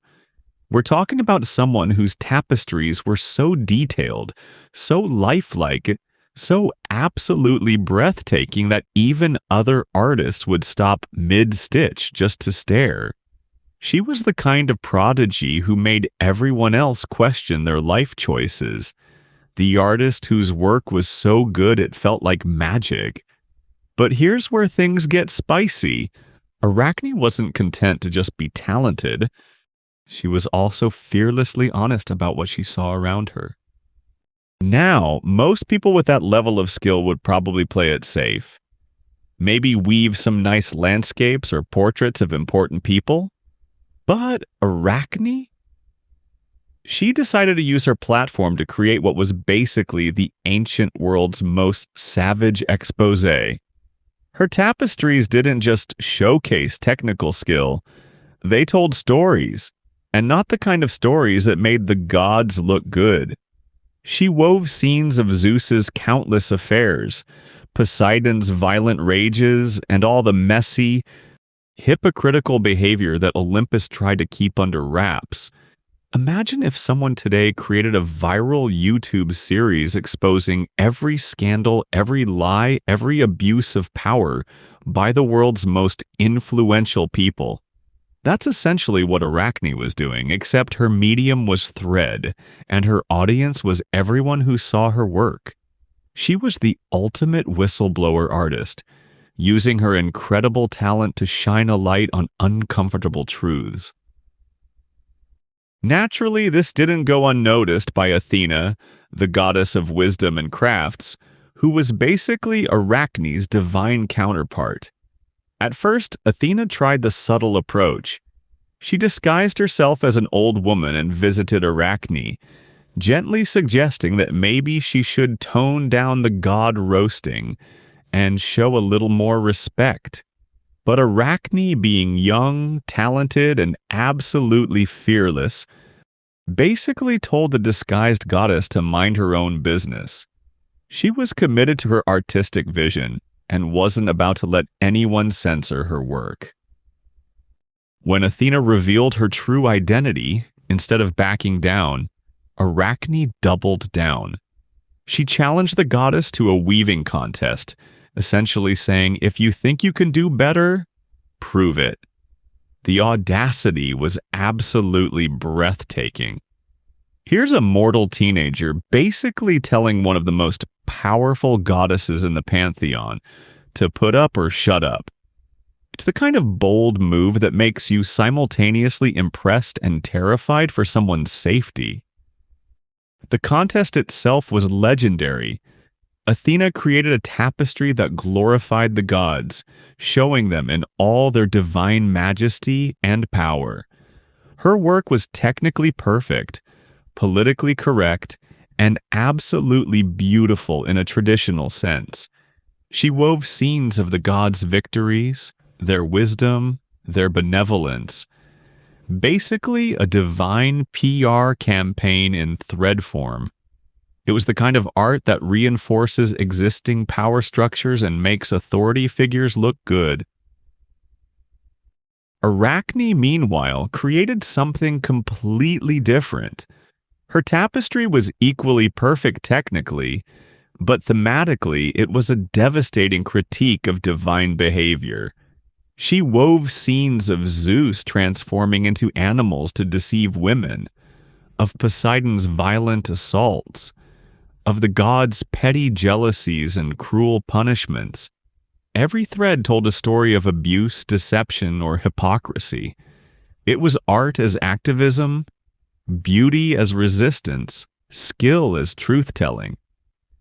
When the contest ended, even Athena had to admit that Arachne's work was flawless. The technical skill was undeniable, the artistic vision was powerful, and the execution was perfect.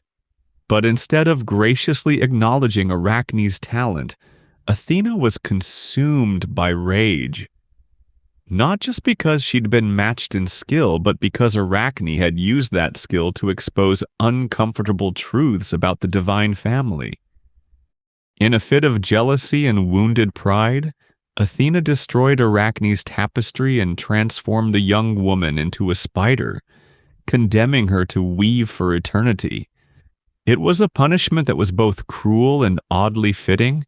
Arachne would keep her gift for weaving, but she'd be trapped in a form that most people would find repulsive. She'd create beautiful, intricate webs, but they'd be seen as creepy rather than artistic. From a Gen Z perspective, this story hits different because it's essentially about what happens when you use your platform to speak truth to power.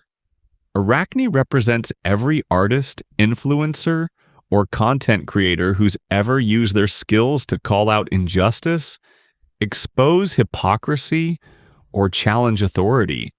She's the person who refuses to stay in their lane, who won't just create pretty, safe content that doesn't make anyone uncomfortable.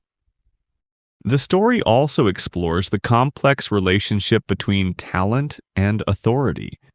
Athena wasn't just angry about being challenged. She was angry about being challenged by someone who was genuinely as good as she was.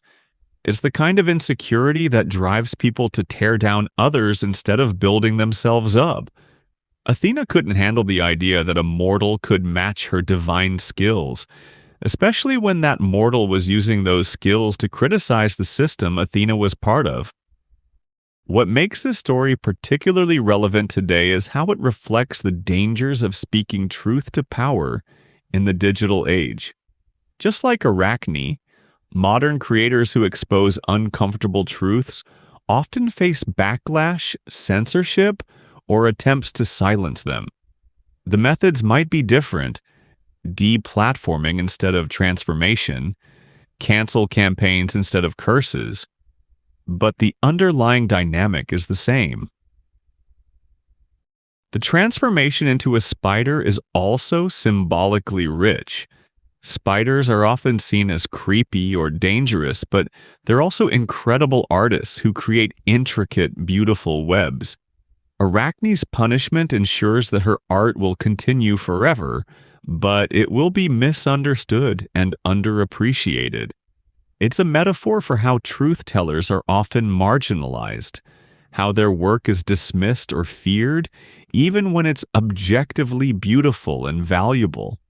But here's the thing about Arachne's story that gives me hope. She never stopped creating. Even in her transformed state, she continued to weave, continued to make beautiful things, continued to practice her art. The punishment was meant to silence her, but instead it ensured that her legacy would continue forever. Every spider web we see is a reminder of the girl who dared to challenge a goddess and refused to compromise her artistic vision. For modern creators and activists, Arachne's story is both a warning and an inspiration. It warns us that speaking truth to power comes with risks, that challenging authority can have serious consequences. But it also shows us that authentic artistic expression has a power that can't be completely destroyed, even by divine punishment. Sometimes the most important art comes from the most dangerous places. The story also raises important questions about the relationship between art and politics. Should artists play it safe and create beautiful but unchallenging work? Or should they use their platforms to expose injustice and speak uncomfortable truths? Arachne chose the latter, and while it cost her dearly, it also ensured that her message would be remembered for thousands of years. Ultimately, Arachne's transformation from mortal weaver to eternal spider is the ultimate mythological glow-up. Not because she became more beautiful or powerful, but because she became a symbol of artistic courage and resistance. She reminds us that true talent isn't just about technical skill. It's about having the courage to use that skill in service of truth, even when it's dangerous.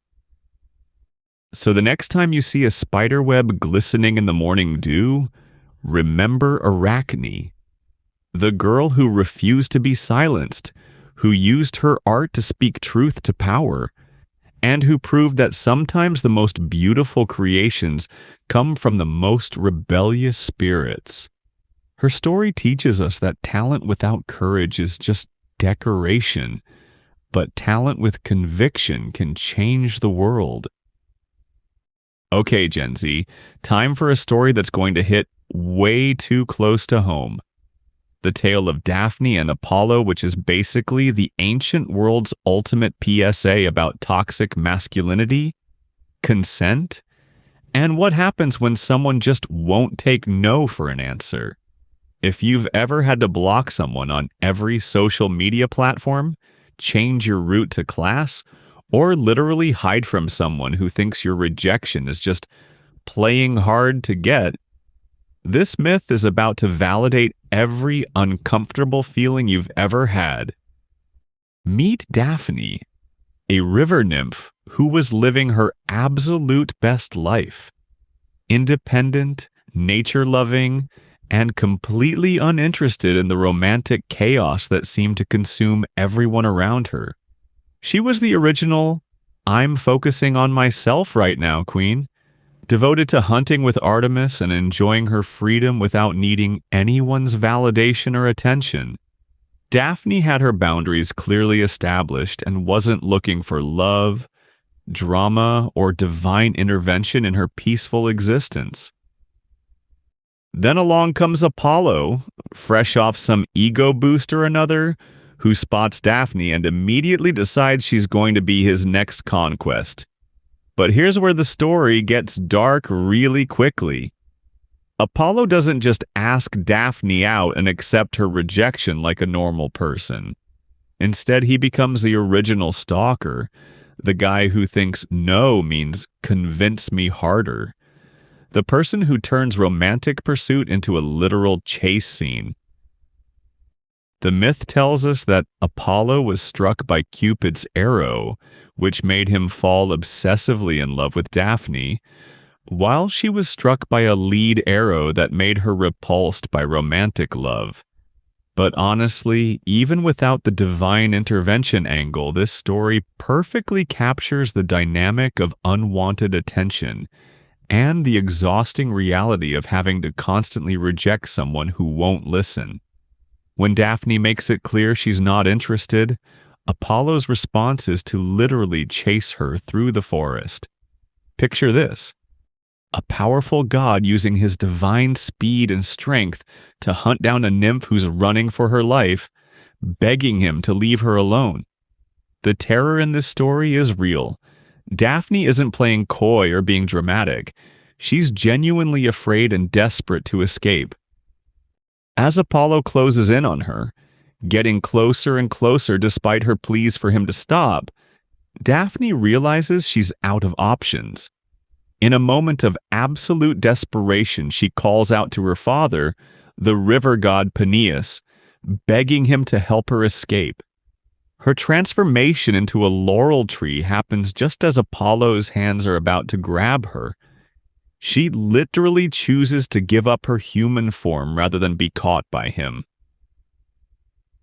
From a Gen Z perspective, this transformation is both heartbreaking and empowering. It's heartbreaking because Daphne has to sacrifice her freedom of movement, her human relationships, and her entire way of life just to escape unwanted attention. But it's also empowering because she chooses her own fate rather than letting Apollo choose it for her. She'd rather be a tree than be with someone who doesn't respect her autonomy. The symbolism of becoming a laurel tree is particularly powerful. Laurel wreaths were symbols of victory and honor in ancient Greece, meaning that Daphne's transformation turns her into a living symbol of triumph. She wins by refusing to be won, succeeds by rejecting success as Apollo defines it. Every time someone wears a laurel crown or sees a laurel tree, they're seeing Daphne's victory over toxic pursuit. What makes this story so relevant to modern dating culture is how it perfectly captures the experience of being pursued by someone who refuses to accept rejection. Apollo represents every person who thinks persistence is romantic, who believes their feelings justify ignoring someone else's boundaries, who treats no as a challenge rather than a complete sentence. He's the guy who shows up at your work, who won't stop texting, who makes you feel like you're being hunted rather than courted. The story also highlights how exhausting it is to have to constantly defend your right to say no. Daphne shouldn't have to transform into a tree to get Apollo to leave her alone. Her initial rejection should have been enough. But because Apollo refuses to respect her autonomy, she has to take increasingly drastic measures to protect herself. It's a perfect metaphor for how victims of harassment often have to completely change their lives just to feel safe. Apollo's behavior in this story is textbook toxic masculinity. He's so convinced of his own desirability and entitlement that he can't conceive of someone genuinely not wanting him. He treats Daphne like a prize to be won rather than a person with her own agency and desires.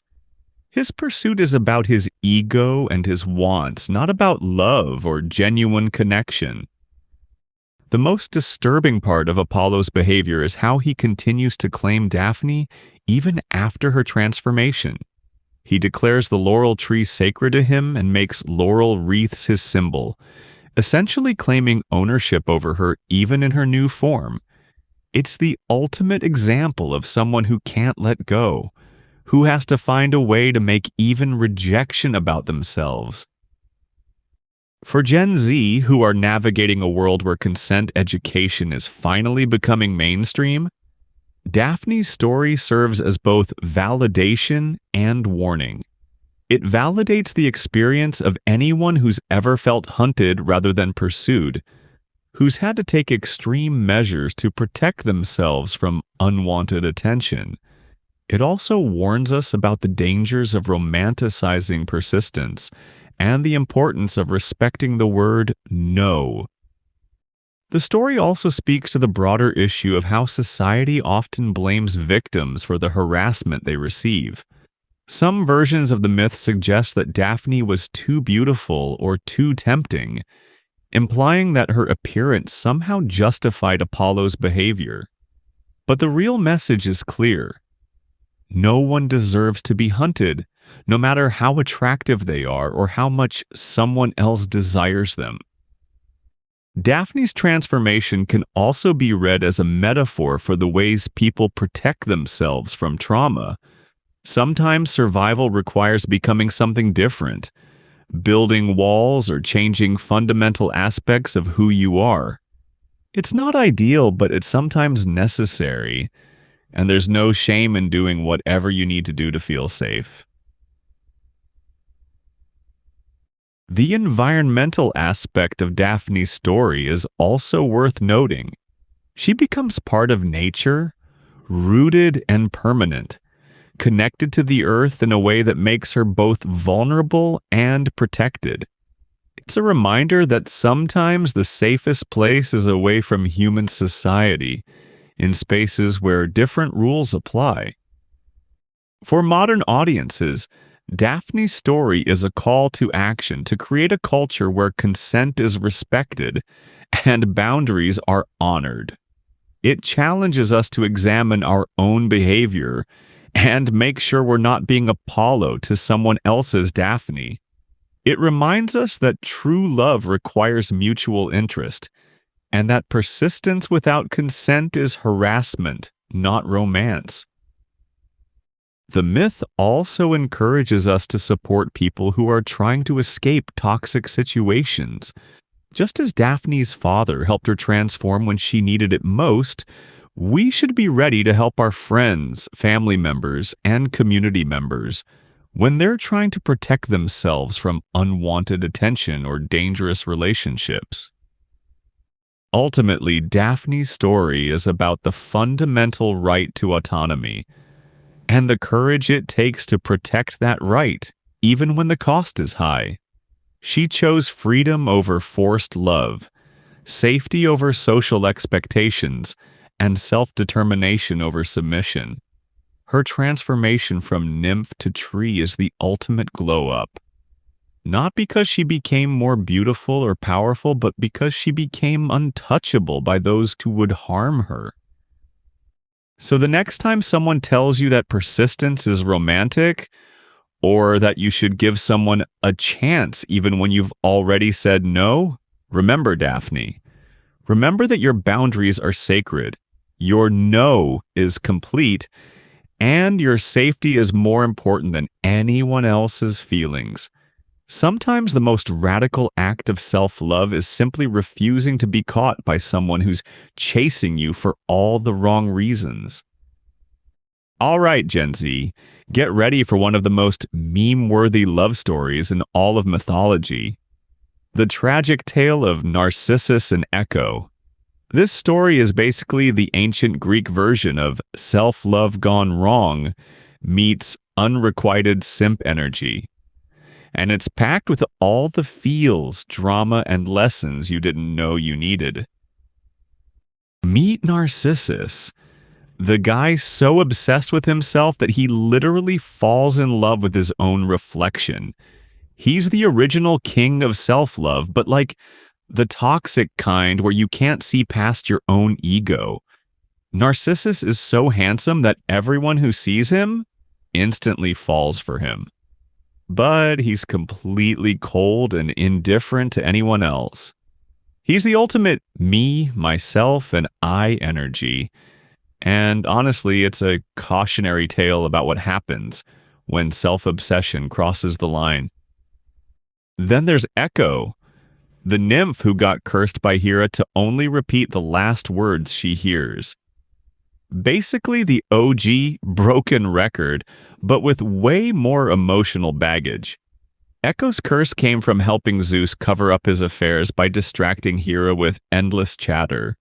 So when Hera found out, she made sure Echo could never speak her own words again. Now, Echo can only echo others, which makes expressing authentic feelings nearly impossible. The tragedy unfolds when Echo spots Narcissus in the forest and instantly falls for him.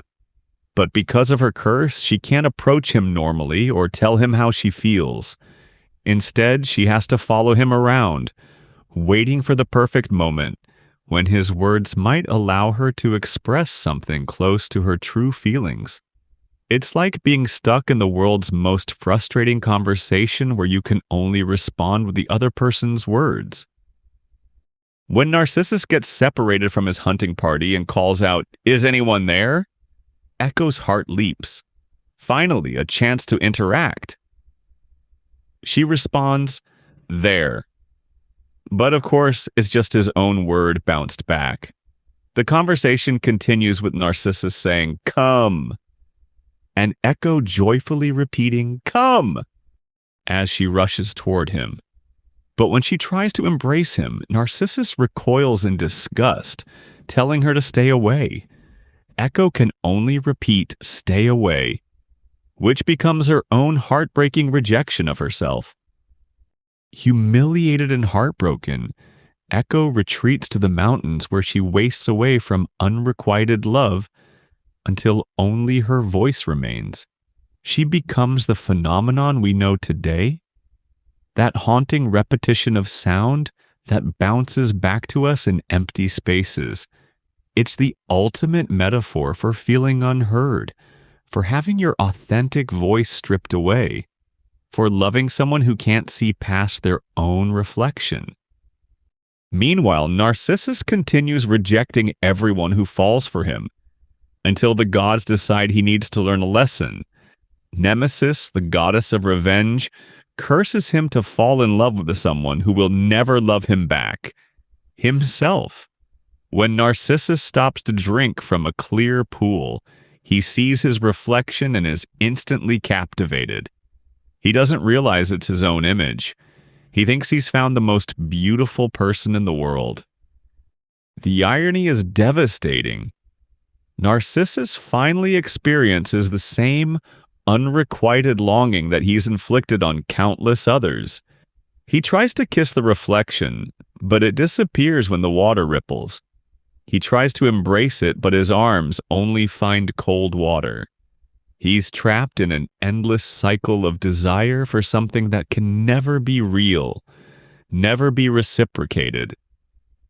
From a Gen Z perspective, this story hits different because it perfectly captures the toxic relationship we can have with our own image in the social media age. Narcissus is every person who's so obsessed with their online persona that they forget about real relationships. He's the influencer who's more in love with their curated self than interested in genuine human connection. He represents the danger of mistaking self-obsession for self-love. Echo, on the other hand, represents everyone who's ever felt silenced, who's had to suppress their authentic voice to please others. She's every person who's been in a relationship where they could only reflect back what the other person wanted to hear. She's the friend who loses themselves trying to be what someone else needs. The partner who echoes their lover's words instead of speaking their own truth. The story also perfectly captures the modern phenomenon of parasocial relationships and unrequited digital love. Echo's one-sided devotion to Narcissus mirrors how people can fall in love with someone's online image, someone who doesn't even know they exist. It's the ancient version of sliding into DMs and getting left on red, of loving someone's Instagram aesthetic while they remain completely oblivious to your existence. What makes this myth particularly meme-worthy is how it embodies two of the internet's favorite relationship archetypes, the narcissist and the simp. Narcissus is the ultimate main character syndrome energy, so self-absorbed that he literally cannot see anyone else. Echo is the ultimate simp, so devoted that she wastes away from unrequited love, giving everything and receiving nothing in return. The psychological depth of both characters is what makes their story timeless. Narcissus's self-obsession isn't just vanity, it's a profound inability to form genuine connections with others. His love for his reflection is really a love for an idealized, perfect version of himself that doesn't actually exist. It's the kind of self-love that's actually self-hatred in disguise because it's based on an impossible standard. Echo's tragedy isn't just about unrequited love. It's about losing your authentic voice and identity. Her curse forces her to become a mirror for others instead of being herself. It's a powerful metaphor for how trauma, societal expectations, or toxic relationships can strip away our ability to express our true selves.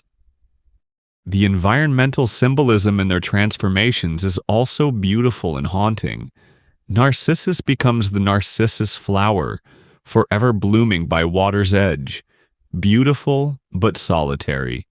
Echo becomes the acoustic phenomenon that bears her name, a voice without a body, words without original thought.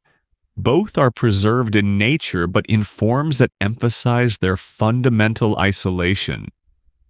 For Gen Z, who are navigating a world where authentic self-expression often feels impossible, and where social media can distort our relationship with ourselves and others, this myth offers both warning and wisdom. It warns us about the dangers of excessive self-focus and the importance of genuine reciprocal relationships. It also validates the experience of feeling unheard or invisible in a world that often values image over substance. The story encourages us to find balance between healthy self-love and empathy for others, between expressing ourselves authentically and listening to those around us. It reminds us that true connection requires vulnerability, reciprocity, and the ability to see beyond our own reflection. Ultimately, Narcissus and Echo teach us that love, whether for ourselves or others, becomes toxic when it's one-sided. Healthy relationships require both people to be present, authentic, and willing to both give and receive. Their tragic ending serves as a reminder that isolation, whether through self-obsession or self-silencing, leads to a kind of living death. So the next time you catch yourself lost in your own reflection, literal or metaphorical, or find yourself echoing someone else's words instead of speaking your own truth, remember Narcissus and Echo. Remember that the most beautiful connections happen when we can love ourselves enough to be vulnerable and see others clearly enough to love them too. True love starts with authentic self-awareness and grows through genuine mutual recognition. All right, Gen Z, we've saved the most powerful transformation story for last. Medusa, whose glow-up from victim to icon is probably the most relevant myth for our generation. If you think you know Medusa's story, think again, because the version where she's just a monster who turns people to stone is missing the most important part: how she became a symbol of feminine rage, survival, and the power that comes from refusing to be silenced. This isn't just a story about snakes for hair. It's about trauma, transformation, and taking back your narrative. Let's start with who Medusa was before everything went wrong. A beautiful priestess in Athena's temple, devoted to the goddess of wisdom and committed to a life of celibacy and service. She was basically living her best spiritual life, dedicated to her calling and respected in her community. Medusa represents every person who's just trying to live authentically and serve something greater than themselves when violence disrupts everything. Then Poseidon, god of the seas and professional boundary violator, decided he wanted her. When Medusa rejected his advances, because hello, she's a priestess who took vows, Poseidon didn't just walk away like a decent person would.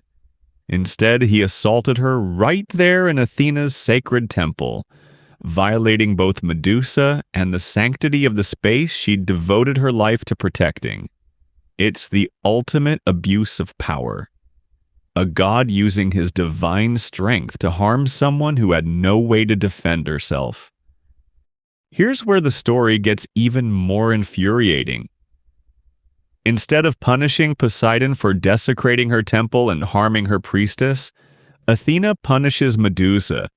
She transforms Medusa into a monster with snakes for hair and a gaze that turns people to stone.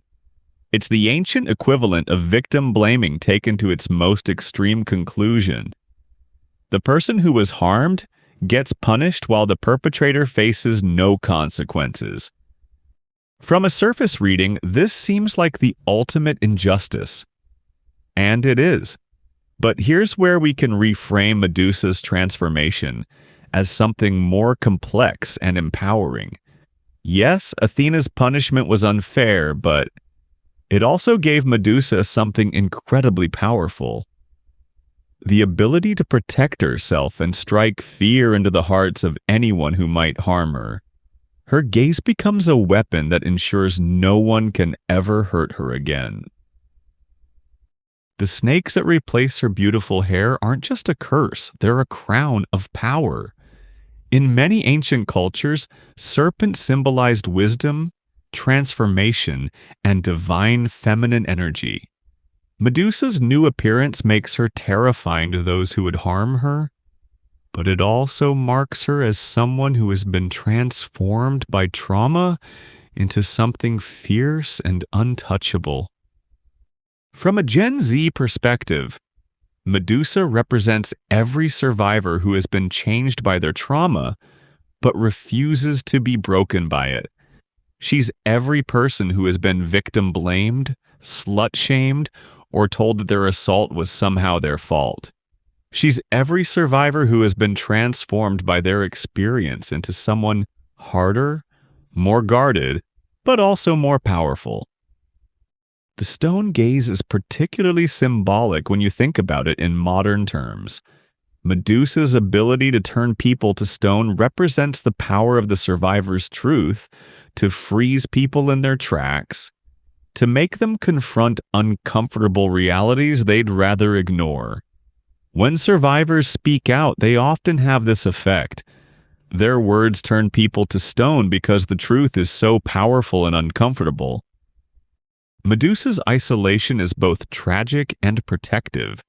She can't have normal relationships because her very presence is dangerous to others. But this isolation also means she can't be hurt again. It's a powerful metaphor for how trauma survivors often have to build walls to protect themselves, even when those walls also keep out potential love and connection. The way Medusa is portrayed in popular culture has evolved dramatically, and that evolution reflects our growing understanding of trauma and victim blaming. In ancient times, she was often depicted as a monster to be slain. But in modern interpretations, she's increasingly seen as a symbol of feminine power, a protector of women, and an icon of survival. The feminist reclamation of Medusa is particularly powerful. She's become a symbol for rape survivors, for women who refuse to be silenced, for anyone who has been transformed by trauma but refuses to be defined by it. Her image appears on everything from protest signs to jewelry, representing the power that comes from surviving the unsurvivable. What's particularly relevant about Medusa for Gen Z is how her story reflects modern conversations about consent, victim blaming, and the way society treats survivors. The fact that she was punished for being assaulted while her attacker faced no consequences is a pattern that still plays out today in courtrooms, social media, and everyday conversations. Medusa's transformation can also be read as a metaphor for the way trauma changes us. Survivors often talk about feeling like they're no longer the same person they were before their assault. Medusa's physical transformation represents this psychological reality. She literally becomes someone different, someone who can protect herself, but who also carries the visible marks of what was done to her. The snakes in her hair can be seen as representing the intrusive thoughts, hypervigilance, and defensive mechanisms that trauma survivors develop. They're always there, always alert, always ready to strike if danger approaches. It's not a comfortable way to live, but it's a way to survive in a world that has proven itself dangerous. The stone gaze also represents the way survivors often have to become emotionally distant to protect themselves. When you've been deeply hurt, sometimes the only way to feel safe is to keep others at a distance, to turn your heart to stone rather than risk being vulnerable again. It's a survival mechanism that's both necessary and heartbreaking. But here's what makes Medusa's story ultimately empowering. She survives. Despite everything that was done to her, despite being transformed and isolated and blamed, she endures. She becomes powerful in her own right, feared and respected even if she's not loved. She proves that you can be changed by trauma without being destroyed by it. The way Perseus eventually kills Medusa is often told as a heroic tale, but when you understand her backstory, it becomes much more complicated. Perseus uses her severed head as a weapon, which means that even in death, Medusa's power continues. Her gaze still turns enemies to stone. Her image still strikes fear into the hearts of those who would do harm. She becomes more powerful in death than she ever was in life. For modern audiences, Medusa's story is a reminder that survival itself is a form of resistance. Every day that a trauma survivor chooses to keep living, to keep fighting, to keep speaking their truth, is an act of defiance against those who try to destroy them. Medusa's endurance, her refusal to disappear or be silenced, makes her a powerful symbol of resilience. The environmental aspect of Medusa's story is also worth noting. She retreats to a remote island where she can exist without harming innocent people, showing a kind of self-awareness and compassion even in her transformed state. She doesn't become a mindless monster. She becomes a guardian of her own space, someone who has learned to live with her power responsibly. Medusa's story also speaks to the importance of believing survivors and supporting them rather than blaming them. If Athena had punished Poseidon instead of Medusa, if she had offered protection instead of punishment, the whole tragedy could have been avoided. It's a reminder that how we respond to survivors matters enormously. For Gen Z, who are more aware of trauma and its effects than any previous generation, Medusa offers a complex but ultimately hopeful model of survival. She shows us that you can be changed by terrible experiences without being broken by them. She proves that there's power in survival, strength in endurance, and dignity in refusing to be silenced. The most beautiful thing about Medusa's modern interpretation is how she's become a protector rather than a monster. Her image is used to ward off evil, to protect women, to remind potential predators that their victims might be more powerful than they appear. She's transformed from a cautionary tale into an empowering symbol. Ultimately, Medusa's glow-up from victim to icon reminds us that our worst experiences don't have to define us, but they can transform us into something powerful. Her story teaches us that survival is sacred, that trauma survivors deserve support rather than blame, and that sometimes the most beautiful transformations come from the darkest places. So the next time you see Medusa's image on a t-shirt, in art, or as a symbol of feminine power, remember her full story. Remember that she represents every person who has been hurt but refused to be broken, every survivor who has found strength in their scars, every voice that refuses to be silenced. Her snakes aren't a curse, they're a crown, and her gaze isn't a weapon of destruction. It's a tool of protection and truth. Medusa teaches us that true power comes not from never being hurt, but from transforming our pain into purpose, our trauma into strength, and our survival into a symbol of hope for others who are still fighting their own battles. And here we are, Gen Z. At the end of our wild journey through the original reality show that is Greek mythology, we've spilled tea with problematic faves, celebrated underrated icons, and witnessed some of the most powerful transformation stories ever told.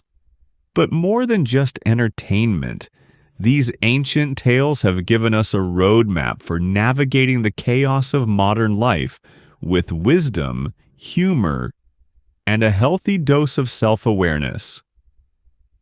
Looking back at our problematic faves, Zeus, Hera, Apollo, and Aphrodite, we've learned to recognize the red flags that come wrapped in attractive packaging. Zeus taught us about gaslighting and love bombing. Hera showed us how trauma can turn victims into perpetrators. Apollo revealed the dangers of fragile masculinity and cancel culture. And Aphrodite demonstrated how beauty without empathy becomes destruction. These gods remind us that charisma without character is dangerous, power without accountability is destructive, and talent without humility is ultimately hollow. But then we met our side character heroes, Artemis, Hephaestus, Persephone, and Hermes, who proved that the most powerful people are often the ones who aren't desperately seeking the spotlight. Artemis showed us the strength of choosing independence. Hephaestus demonstrated how to transform rejection into innovation. Persephone taught us that trauma can become a source of power.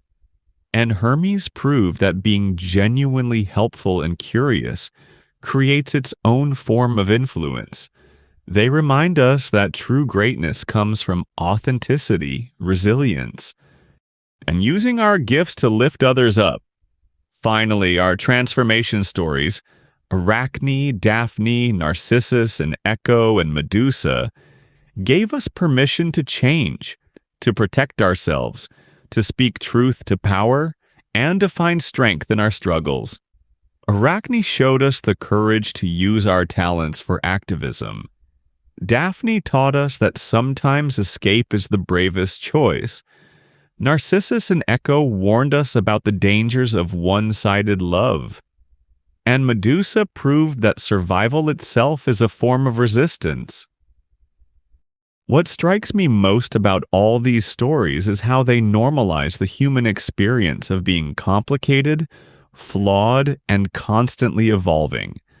The gods struggle with the same issues we do: family dysfunction, toxic relationships, identity crises, trauma, and the challenge of finding meaning in a chaotic world. They remind us that it's okay to be messy, to make mistakes, to grow and change, and to be different things to different people. These myths also teach us that our struggles don't disqualify us from greatness. They often become the source of our greatest wisdom and strength. Hephaestus's rejection led to innovation. Persephone's trauma led to queenship. Medusa's assault led to protective power. They show us that our worst experiences can become our greatest teachers if we're willing to learn from them. For Gen Z, who are inheriting a world full of challenges, climate change, economic uncertainty, social division, and unprecedented levels of anxiety and depression, these ancient stories offer both comfort and guidance. They remind us that humans have always faced impossible odds, that every generation has had to figure out how to create meaning from chaos, and that resilience is not just possible but inevitable. The gods also teach us about the importance of community and connection. Even the most independent characters like Artemis have their chosen families. Even the most isolated like Hades eventually find partnership. Even the most transformed like Medusa become symbols that protect others. We're not meant to face our challenges alone, and there's strength in vulnerability, wisdom in asking for help, and power in supporting each other. As you continue your own hero's journey, remember that you already have everything you need to write an epic story. You don't need Zeus's power or Aphrodite's beauty. You can choose Artemis's independence, Hephaestus's creativity, Persephone's resilience, or Hermes's connectivity. You can learn from the problematic faves without becoming them. Celebrate the side characters while writing your own main character energy, and embrace transformation as a natural part of growth. The most important lesson from all these myths is that your story is still being written. You're not stuck with the role you were born into, the trauma you've experienced, or the limitations others have placed on you. Like Persephone, you can transform your worst experiences into sources of power. Like Hephaestus, you can turn rejection into innovation. Like Medusa, you can survive the unsurvivable and become a symbol of strength for others. These ancient gods and heroes have been waiting thousands of years to share their wisdom with you. They've made the mistake so you don't have to. Face the darkness so you can find the light, and learned the hard lessons so you can benefit from their experience. Their stories remind us that we're part of an ancient tradition of souls seeking meaning, connection, and growth. So as you close this chapter and continue writing your own, remember that you're not alone in your struggles, your dreams, or your journey toward becoming who you're meant to be. The gods are with you, the heroes are cheering you on, and the wisdom of ages is available whenever you need it. Your story matters, your voice is important, and your transformation is already underway. Thank you for joining me on this journey through ancient wisdom and modern relevance. May these stories bring you comfort in difficult times, inspiration for your dreams, and the reminder that you're never alone in your struggles. The myths live on through you, and your story is just beginning. Sweet dreams, beautiful souls, and remember, you're already more powerful than you know.